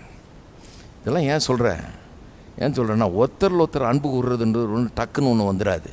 இவ்வளோ பெரிய மாற்றம் வரணும். செத்தவர்கள் உயிர்ப்பிக்கப்படணும். பலனற்றவர்களாக இருந்தோம், நம்ம கண்டம்டு ஸ்டேட்டில் இருந்தோம். தேவனுடைய கிருபை இரக்கத்தை பெற்று அதன் மூலமாக தான் மீட்கப்பட்டிருக்கிறோம். இப்போ புது சிருஷ்டிகளாக ஆக்கப்பட்டிருக்கிறோம். அப்போ இன்னொருத்தனை பார்க்கும்போது அன்பு கூறுறதுன்றது இப்போ லேசாக வரும். ஏன் தெரியுமா?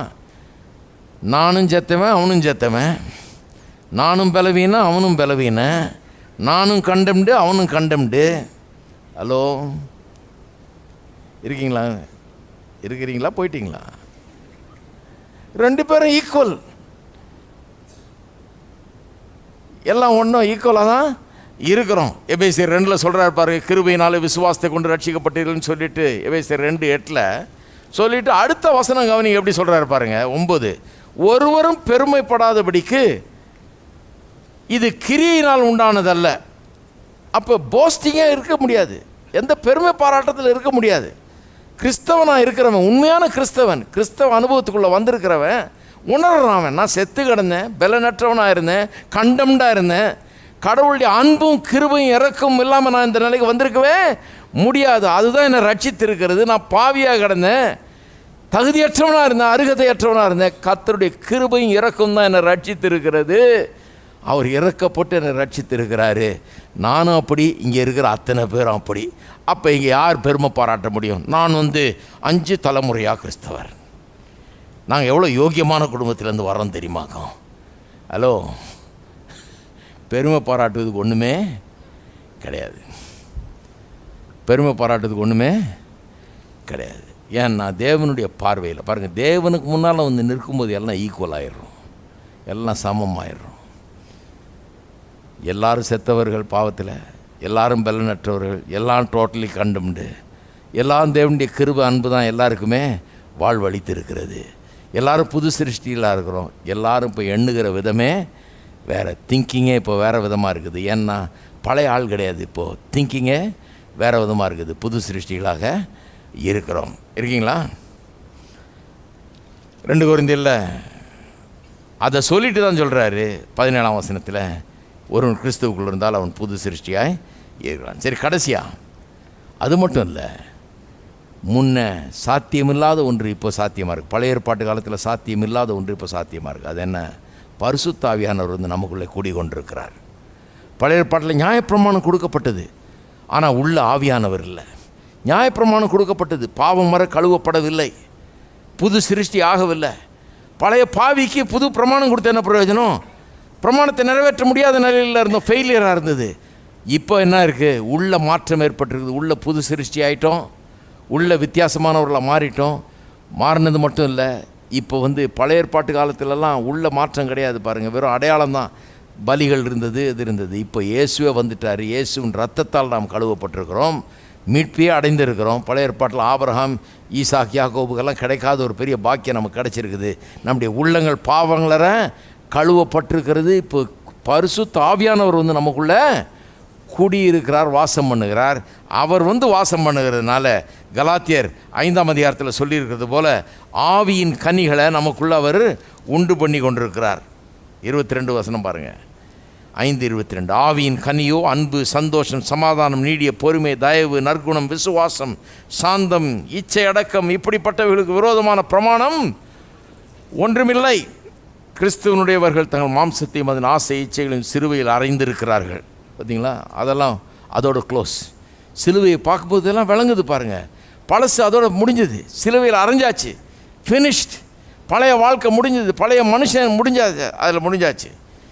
நாம் ஆவியினால் பிழைத்திருந்தால் ஆவிக்கேற்றபடி நடக்கவும் கடவும், வீண் புகழ்ச்சியை விரும்பாமலும், ஒருவரை ஒரு கோபம் மூட்டாமலும், ஒருவர் மேல் ஒருவர் பொறாமை கொள்ளாமலும் தான் ஒருவர் அன்பு கூறுறதுலாம் முடியுது. கடைசியில் இந்த ஆவியின் கனி அன்பு வந்துட்டதுனால இப்போ புதுவிதமான வாழ்க்கை பாசிபிளாக இருக்குது. இப்போ முடியும். உன்னில் அன்பு கூறுவது போல பிறனிலும் அன்பு கூறுவாயாங்கிறது முடியுமா? முடியாத? இப்போது முடியும். இவ்வளோ நடந்திருக்குதே, இவ்வளவு நடந்திருக்கு. நாமும் உணர்ந்துட்டோம். நாம் யார், மற்றவங்க யார் நமக்கு நல்லா தெரியும். எல்லாம் ஒரே ஸ்டேட்டஸ்லேருந்து தான் வர்றோம். எல்லாம் ஒரே விதமான பாவிகள், எல்லாம் ஒரே விதமான நிலையில் இருந்தோம், ஒரே விதத்தில் ரட்சிக்கப்பட்டோம். எல்லாரும் தேவனுடைய கிருபையும் இரக்கத்தையும் பெற்றிருக்கிறோம், அவருடைய அன்பை பெற்றிருக்கிறோம். அதுதான் நம்மளை ஆளாக்கி இருக்கிறது. அப்போ இன்னொருத்தரை பார்க்கும்போது நான் பெரிய ஆள், நீச்சி ஒன்றும் இல்லை அப்படிங்கிறது கிடையாது. எல்லோரும் அதே நிலையிலேருந்து வர்றோம். அப்போ அன்பு கூறுறது ரொம்ப சுலபமாக இருக்குது. அது மட்டும் இல்லாமல் ஆவியானவர் உள்ளே இருந்து கொண்டு இந்த ஆவியின் கனியாகிய அன்பை கொடுத்துருக்கிறதுனால அன்பு கூறுவதுங்கிறது நம்முடைய சுவாபமாக மாறிவிட்டது. ஆமென். அன்பு கூறக்கூடியவர்களாக மாற்றியிருக்கிறார். நம்ம அன்பு கூட முடியாதவர்களாக இருந்தவர்களை அன்பு கூற கூடியவர்களாக மாற்றியிருக்கிறாரு. அடுத்த வாரம் காண்பிக்கிறேன் எப்படி நாம் அன்பு கூறுறோம் ப்ராக்டிக்கலாக அப்படிங்கிறத காண்பிக்கிறேன். நம்ம எழுந்து நிற்போம். எல்லாரும் கரங்களை உயர்த்தி நாம் கர்த்தரை ஸ்தோத்தரிப்போம்.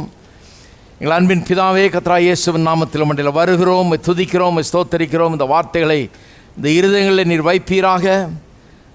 கர்த்தாவே, ஒவ்வொரு உள்ளமும் உம்மை பாராட்டட்டும். கர்த்தாவே, நாங்கள் யார் என்பதை நாங்கள் காண்கிறோம். நாங்கள் மேன்மை பாராட்டுவதற்கு ஒன்றுமில்லை. பவுலப்போஸ்தலன் சொன்னது போல சிலுவையை குறித்து மட்டுமே நாங்கள் மேன்மை பாராட்டுகிறோம். தேவனுடைய இரக்கத்தை குறித்து மட்டுமே மேன்மை பாராட்டுகிறோம். அவருடைய அன்பு, அவருடைய இரக்கம், அவருடைய தயவு எங்களை பெரியவர்களாக்கி இருக்கிறது. மேன்மை பாராட்டுறதுக்கு ஒன்றுமில்லை. உம்முடைய கிருபையை குறித்து மேன்மை பாராட்டுகிறோம். கர்த்தாவே, பெருமைப்படுவதற்கு ஒன்றுமில்லை. ஒருவரை ஒருவர் அன்பு கூறுவது என்பது இப்பொழுது எங்களுக்கு சாத்தியமாக இருக்கிறது. இப்படிப்பட்ட ஒரு கண்ணோட்டத்தை ஒவ்வொருவருக்கு தாரும். தங்களை இந்த வேத வசனத்தின் கண்ணோட்டத்தில் காணட்டும், சிலுவையின் கண்ணோட்டத்தில் காணட்டும். கர்த்தாவே, மற்றவர்களையும் அப்படியே காணட்டும். அன்பு பெருகட்டும். ஒவ்வொருவரும் வாழ்ந்திருக்கட்டும், வெற்றி அடையட்டும், முன்னேறி செல்லட்டும். தேவ கிருபை ஒவ்வொருவர் மீதும் இருக்கட்டும். இயேசுவின் நாமத்திலே நாங்கள் ஜெபிக்கிறோம். நம்முடைய கர்த்தராகிய இயேசு கிறிஸ்துவின் கிருபையும் பிதாவாகிய தேவனுடைய அன்பும் பரிசுத்த ஆவியானவருடைய ஐக்கியம் நம் அனைவரோடும் இன்றைக்கும் என்றைக்கும் இருப்பதாக.